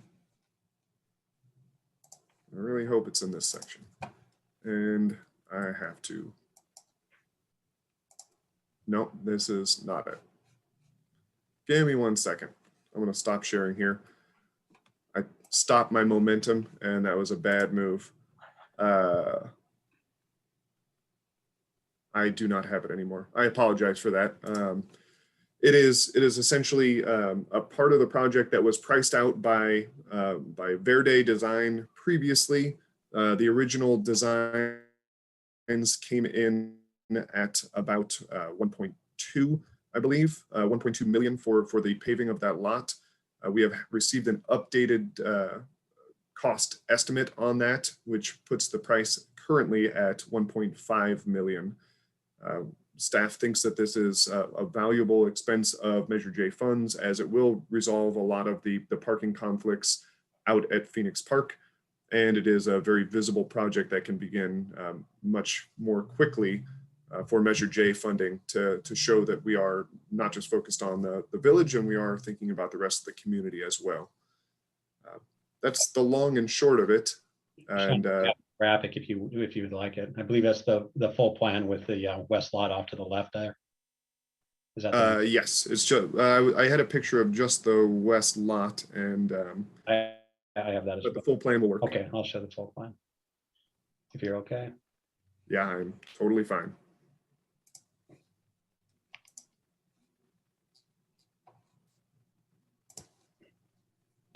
There you go.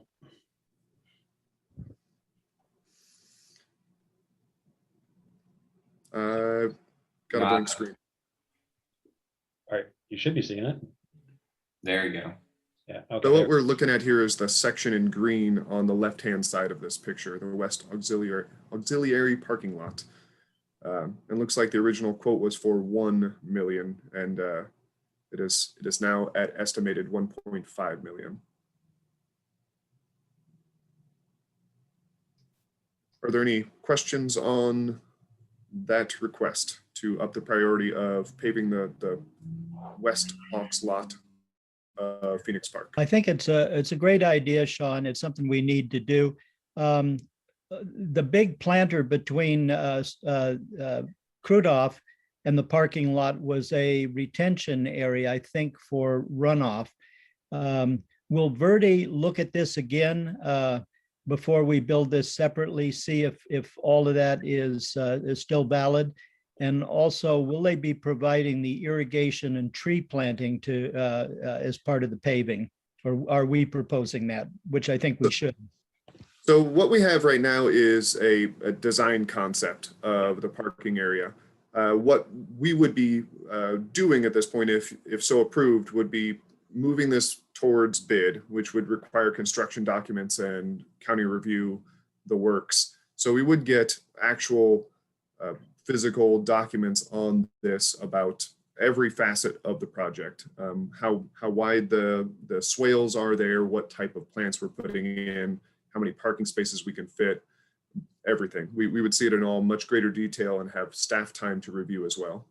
And if I may, Sean, Director Carhart, this is a concept design at this point. We're going to be going, if approved, we're going to go back to Verde and talk to some staff concerns that we have about this design, and probably lighten it up a little bit. Hopefully get it below that 1.6. We'll see how that goes, and look at some drainage issues and things like that. So hopefully we'll see a reduction, but all we're asking for at this point in time is to approve that amount at 1.6 or 1.537 or whatever the figure is, and 1.554. And that would give us the chance to go back to Verde and work with them and expend district funds, and then hopefully come in way under budget. Well, I think it's a great idea. It certainly has my support. It'd be a nice improvement to the park, as well as, clean up a dusty mess out there and get some trees in. So you got my support.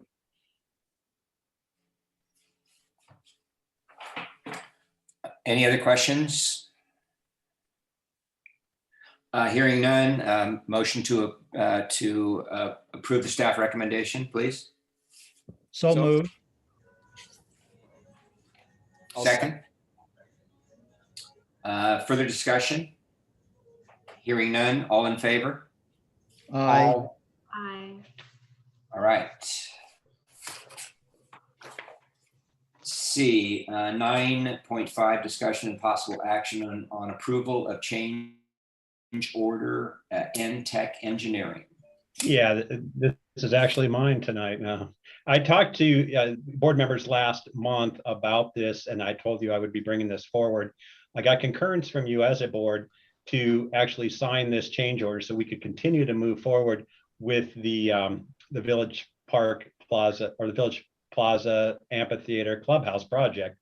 And so I am now officially getting your approval for that signature on that, so we have it as district records. So that's the background, and it is a Measure J project. And you have asked me to come to you with any change orders above $10,000. Mike and I did discuss this, and I said, yes, this is something that I think you should bring to the board, but discuss with board members. So I certainly support it, and I think we should move forward with this. Agreed. Hear a motion to approve? So moved. I'll second. Further discussion? Hearing none, all in favor? Aye. Motion carries. Okay, the last item is receive and file Fair Oaks Recreation and Park District submission to the 2020 State Controller's Government Compensation in California report. Important stuff. Yes. So this is your annual opportunity to review the submission to the State Controller's Office. The attached spreadsheet lists by position only all salary and benefit information for anything the district pays for its employees. And once you've reviewed it, it will be submitted to the State Controller's office. Does anybody have any questions? Has anybody reviewed it? Does anybody want to review it?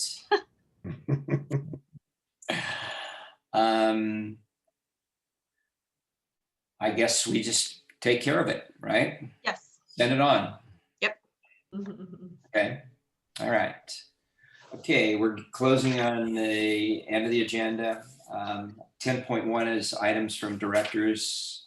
I don't have one other than the fact that I attended the FOVAC meeting, hospitality meeting the other night, and excited about with some of the things that they're doing. And I know that a lot of their goals are consistent with what we're doing in the village. So, and I know, Mike, you follow them as well, but I just encourage us to keep supporting them in whatever ways we can.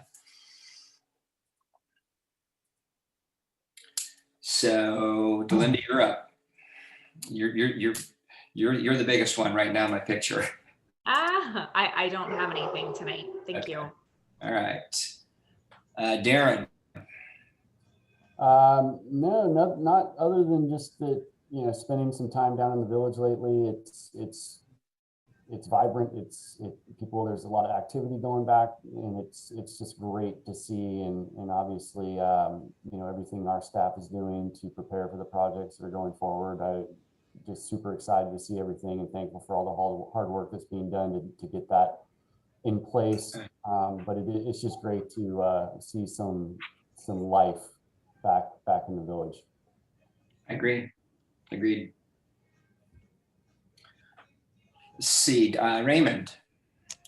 Nothing for me either, but just echoing as we're working on the projects and Director Carhart and I are, on the subcommittee or, ad hoc committee that's reviewing all these things, just how impressed I am with our staff, our team, and just really how blessed and fortunate we are to have such an incredible district support to make this happen. It really is wild because the amount of moving parts for this project and then all of the day-to-day stuff and the other projects and everything, it's wild at what a brilliant staff we have. So cheers to them.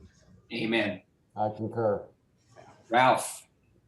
I agree with Raymond James. If every public entity had the quality of staff and leadership we have, we'd be in really good shape. Well, we are in really good shape. I mean, the country would be in really good shape. We are in good shape. I've got a lot of pride in our district.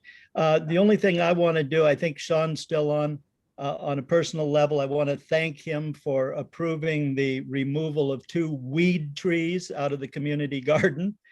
I showed up and these trees were gone, and I thought, oh my God, the park or the community gardeners took it upon themselves to cut the trees. But after I talked to the coordinators, they said, no, it was an opportunity. They had smud line clearers out there. They paid them some extra, and they got rid of 2 red oaks, which I assure you as a landscape architect, they're weeds. They're weeds.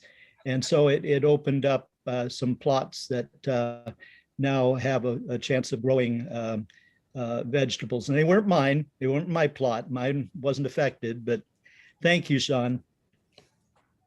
All right. Okay. Mike, reports from staff. Thank you.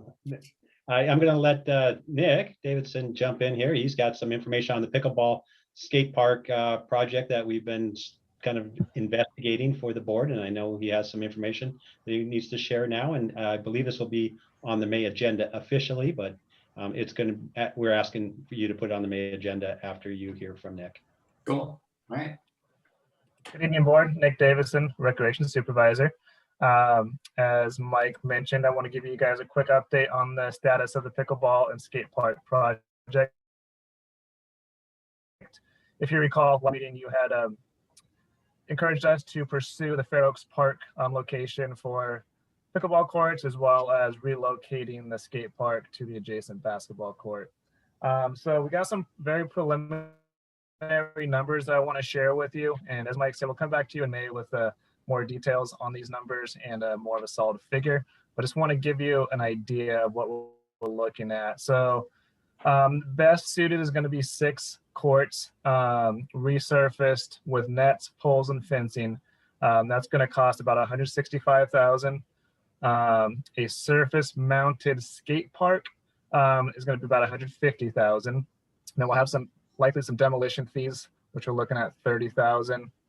And then we have our soft cost design permits, surveys, and other fees, which is $78,500, and that's 25% of the cost of the pickleball and skate park costs.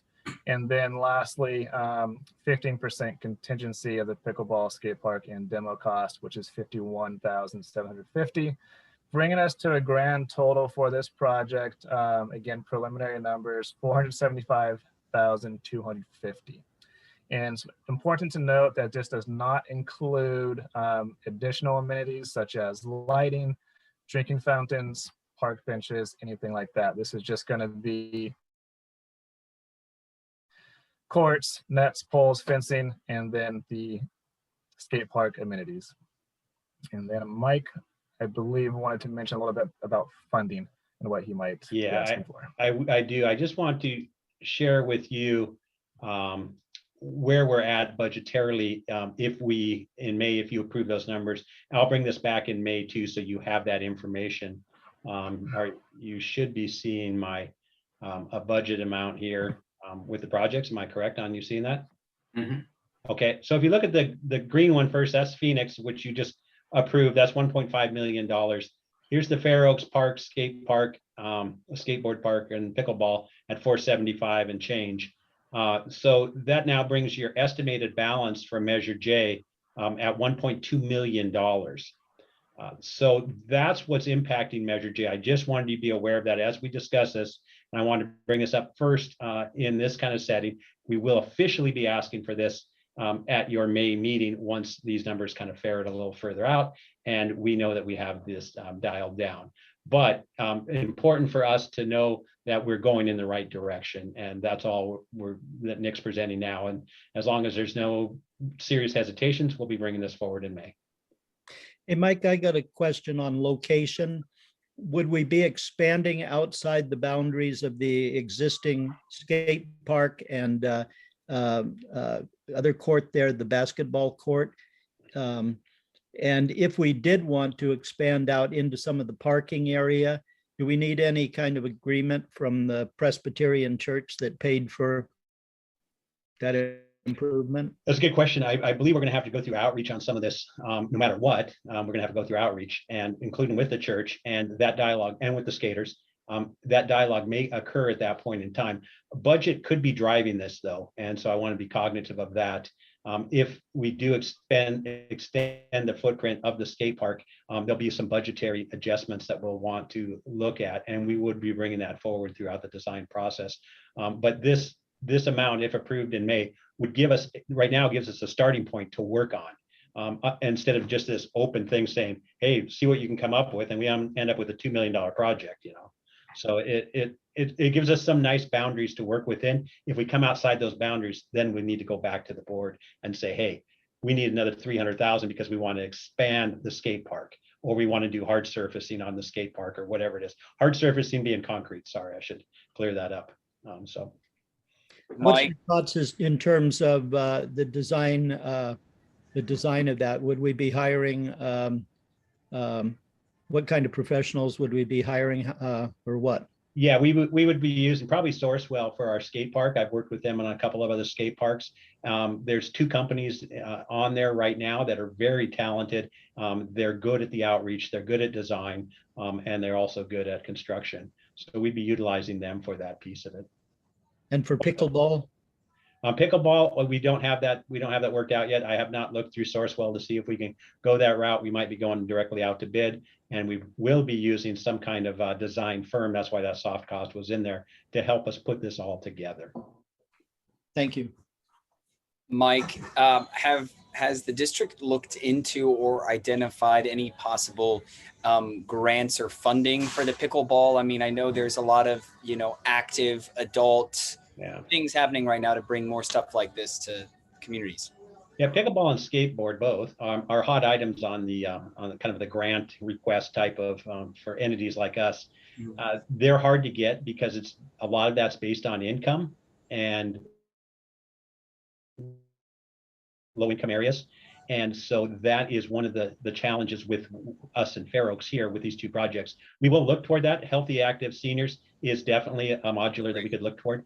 I don't have a lot of faith that we will find some funding for skate parks though.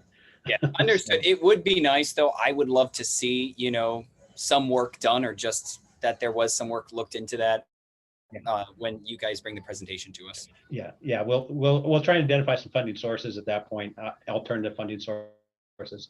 But I would caution us to do not count on those. Right. Thank you. Who's up next, Mike? Let's get Sean on there. I believe you have some Phoenix Park stuff. Yes, hello, Sean Ventura again. I will spare you the full introduction, but I will share my screen again, this time with, I hope, better success than the last time. As you may remember everybody seeing the picture okay? Yep. Okay. As you remember last time, we discussed Phoenix Park, the front playground, as I call it, and the state of it and how we were working towards improving that. I wanted to let you know a little bit on the progress. We had torn all the poured in place surfacing up and replaced the slide with a sign language introductory panel there to help learn about sign language as well. But as you can see here, we have replaced that with engineered wood fiber. It is a much cheaper initial cost than the poured in place surfacing. And I was out on it today and it feels really nice. I didn't fall off the playground personally, but I did jump off a couple of sections, and it's designed for this sort of thing. So it is very safe for children to play on this playground. Here is my staff. You can see Matt and Nathan and Rick working very hard out here on the playground. The long and short of this is that we are completed with this project. Tomorrow morning, we will be pulling down the fence panels, and this park will be, this playground will once again be open to the public. That's great. Great. That is it for me. Actually, one other thing I wanted to touch on. Last board meeting, you did direct me to continue talks with SMUD over the easement at Phoenix Park. I have not stopped working on that. However, I have not come into any conclusion that I can bring back to you. So I will continue working on that, and I hope to have more to tell you at the May board meeting. Thank you, Sean. Of course. And then I believe Katie has some items to talk about, a project that she's been working on. Thank you, Mike. Project we've been working on, both Mike and Sean and myself, directed by Mike, which was great, did end up applying for a funding request through Ami Bera's office. It's a federal projects funding request that was due on April 5th. Basically, for fiscal year 2022, the House Appropriations Committee is providing the opportunity for each member of Congress to submit up to 10 community project funding requests. And so we did put together a request related to the clubhouse portion of the project in the village, specifically for all of the accessibility items in the clubhouse, the ramp, the lift, some doors, the audio visual changes that will also be ADA related. And we submitted that, and that we were actually contacted back by their office, which was a great surprise, and had an additional meeting with their staff to go through a series of questions and get a more dialed in funding list, because we had requested at 900,000. They wanted to see some smaller chunks of money, and if they couldn't do the 900,000, what would we get if, let's say, they were able to approve 400 or 500,000. So we listed the projects out so that they could better understand what we would be able to get. And so we're waiting to hear back from them. We've given them everything they need, but it was a very positive moment to get a call back and sit on a meeting with them. But again, it's definitely not a guarantee. And I believe they have to make a decision towards the end of the month. So hopefully we'll hear sometime early May, and we will definitely bring it back to the board if it moves in a positive direction. So very happy about that. Some great teamwork there to get that information. And Tim from WMB was awesome in getting us really quick numbers. So additionally, I just wanted to give the board an update and some additional kudos to Sabrina Bernardo. We had a great chat today about a summer series of event ideas at Fair Oaks Park as well as in the village. And Mike has been really focused on looking at opportunities for us to still support business in the village during the closure that we will be causing for 18 to 24 months. I'm getting creative with that. So we've got a great list of events throughout the summer, all the way into the fall. Of course, we'll propose those to the county in bits and pieces as things continue to change between now and June 15th and even past that. I will be running a lot of these ideas by Mike tomorrow. We're looking at hybrid software options that was also suggested by Mike, and I'm hoping we do them because we're in love with it now. But it provides an option to have an online marketplace for vendors, for food trucks, everything. So we're moving in a great direction of advancement. And so I just wanted to give you that hopeful message and know that we will come back to you with a little bit more detail as we progress. Thanks, Katie. Katie, I've got a question for you, if I may. When you mentioned the Omibera stuff and the ADA things, you recall when we did a comprehensive ADA study of all of our facilities? Yes. How have we done with that? Is it completed with the clubhouse work and everything? Are we making a big chunk out of it, or what's the status there? Director Carhart, the comment I'll make is I know we've definitely made efforts to continue to make those improvements throughout the years. That would be our DAC report that we paid for. That was, I believe, a 10-year plan. But I think that Mike or Sean might be better answering your question. Yeah, Sean's staff lead on the DAC report. So we are making continual progress on the DAC report throughout all of our properties on a yearly basis.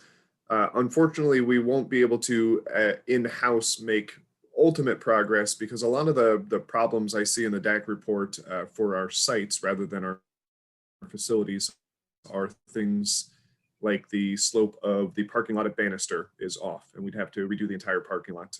A lot of slopes, a lot of ramps, a lot of big things that without a contractor who's trained in this, we could end up hurting ourselves more than helping the district.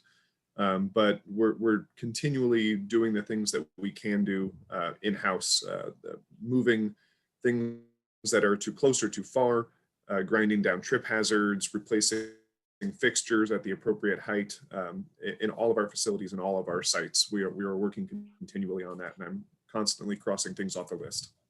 So maybe my question for Mike is that, when we first did that study, we attacked the low-hanging fruit right away.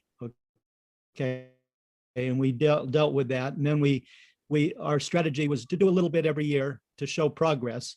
Now that we've got the Measure J funds, shouldn't we attempt to clean up all of the ADA things? Because that was one of the things we sold the measure on. I'm sure a lot of them are still rather small ticket items. Yeah, I don't have the small ticket ones in front of me, but you're absolutely right. ADA was a key element of the Measure J projects. We look at Village Plaza Park, the amphitheater, and the clubhouse. Those are now coming into ADA compliance. That is a huge burden off that plan, and a great service for the community. Could we do them all? There's no way, not without a $200 million bond measure. So we're still going to keep working away on them. We could nickel and dime out Measure J money. As you saw in my little budget thing, we have $1.2 million at this point in time that's not reserved. So I want to be cautious that we're not nickeling and diming that 1.2 million away. But we are still committed to the ADA process and the office improvement. For an example, you saw on the capital plan, most of that is driven by ADA.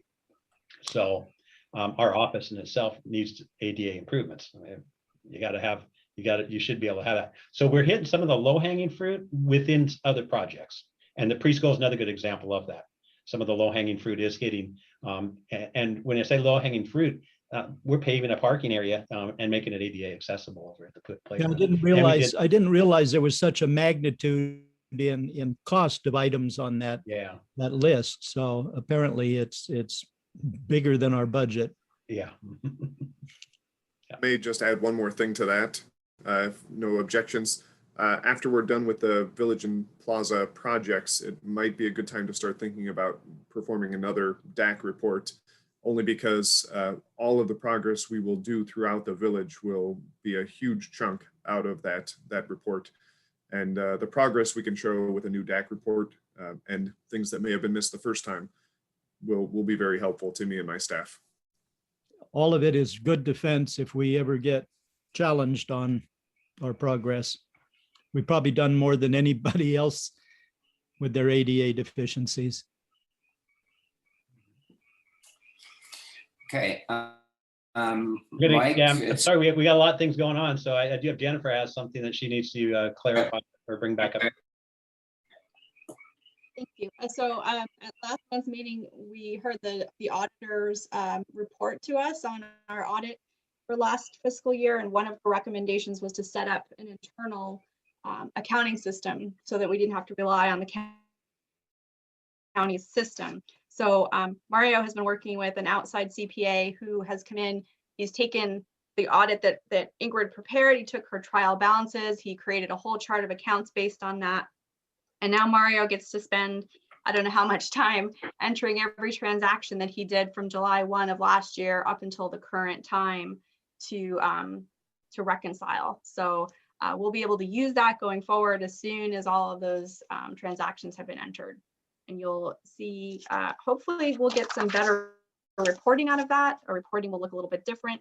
Maybe the financials that we give you, they won't have to be manipulated quite as much as what we have to do from the county system. So we're excited to get it up and running. Cool. Good job. And thank you. And I believe Chelsea has an update.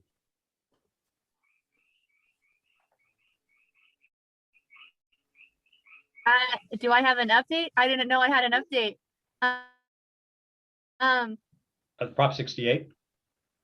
Oh yeah, I talked about that last time. So we should be hearing back from that at the end of summer, late summer time. Okay. Thank you. So I apologize. I didn't know I was giving. Thank you. And then for mine, a couple of really wonderful things, I think. First of all, La Vista is now moving fast forward. We had a meeting yesterday with Frank from the school district, and we are now scheduled to go to the San Juan Unified School District Board on May 25th at 6:30. So we'll be doing a presentation to them. We will be, it seems like this project has a lot of support from the school district. Right now, we're looking at a long-term lease, 99 years, a low-cost lease, something like $1 a year. We are responsible for all the development costs and operational cost, of course, of that project. The devil's in the details, though. And so I do have permission from the board to work on this project. We will now start expending some funds on it. And those first funds will be engaging our attorney to meet with the school district attorney to hack out some of the details so we're ready for the May 25th board meeting. We would like to bring, and everybody, the school district and hopefully us, we want to bring this to the board, the school district board and our board, either in June or August for approval, the lease approval. So we're kind of fast tracking this. So this is just information letting you know that we'll start spending some funds on the attorney to begin drafting up the details of a possible lease. Mike, so any questions on that? Mike, can we, or for that, you know, I definitely wanted to be there for that. I'm going to be out of town the 25th. Do you know if will they be doing Zoom as well or virtual, or are they just in person? Yeah, I don't know. I'll check though. Katie thinks yes. Okay. I think so, yeah, okay. Because our thing was Zoom. School district board, I believe they meet twice a month, at least once, because he had mentioned the option for 2 different meetings, but I believe they are still continuing Zoom. I can't guarantee that, but I'm pretty sure. And then finally, related to Zoom, we are planning, and if you all agree to that, we are planning on beginning in-person board meetings again in June. Those would be at Meraki High School, the old Fair Oaks Elementary School, because we will be closing the Village Hall sometime right around then for 18 months. And we had already been working with the school district to use Meraki for our board meetings for the next 18 to 24 months. And so we'll hopefully be back live in June. We're working out some final details, and as long as you're all okay with it, we will push for an in-person meeting in June. So Mike, will that be in the multipurpose room? No, it's actually a classroom, and I don't know which class, but it's a large classroom, like a double-sized classroom, just behind the multipurpose room. Okay. Cool. All right. Looking back to seeing everybody, in the flesh and blood. I'm sure you are too. And that is finally all the staff updates. So should we adjourn now, or do you want to, No, let's go till midnight. Let's go till midnight. a motion to adjourn? So moved. Second. I'll second. Any discussion? Hearing none? No. All in Good night, favor? all. Have a wonderful Good evening, night, all. everybody. All right. Approved. Thank you. Bye-bye, See you. everyone. Bye.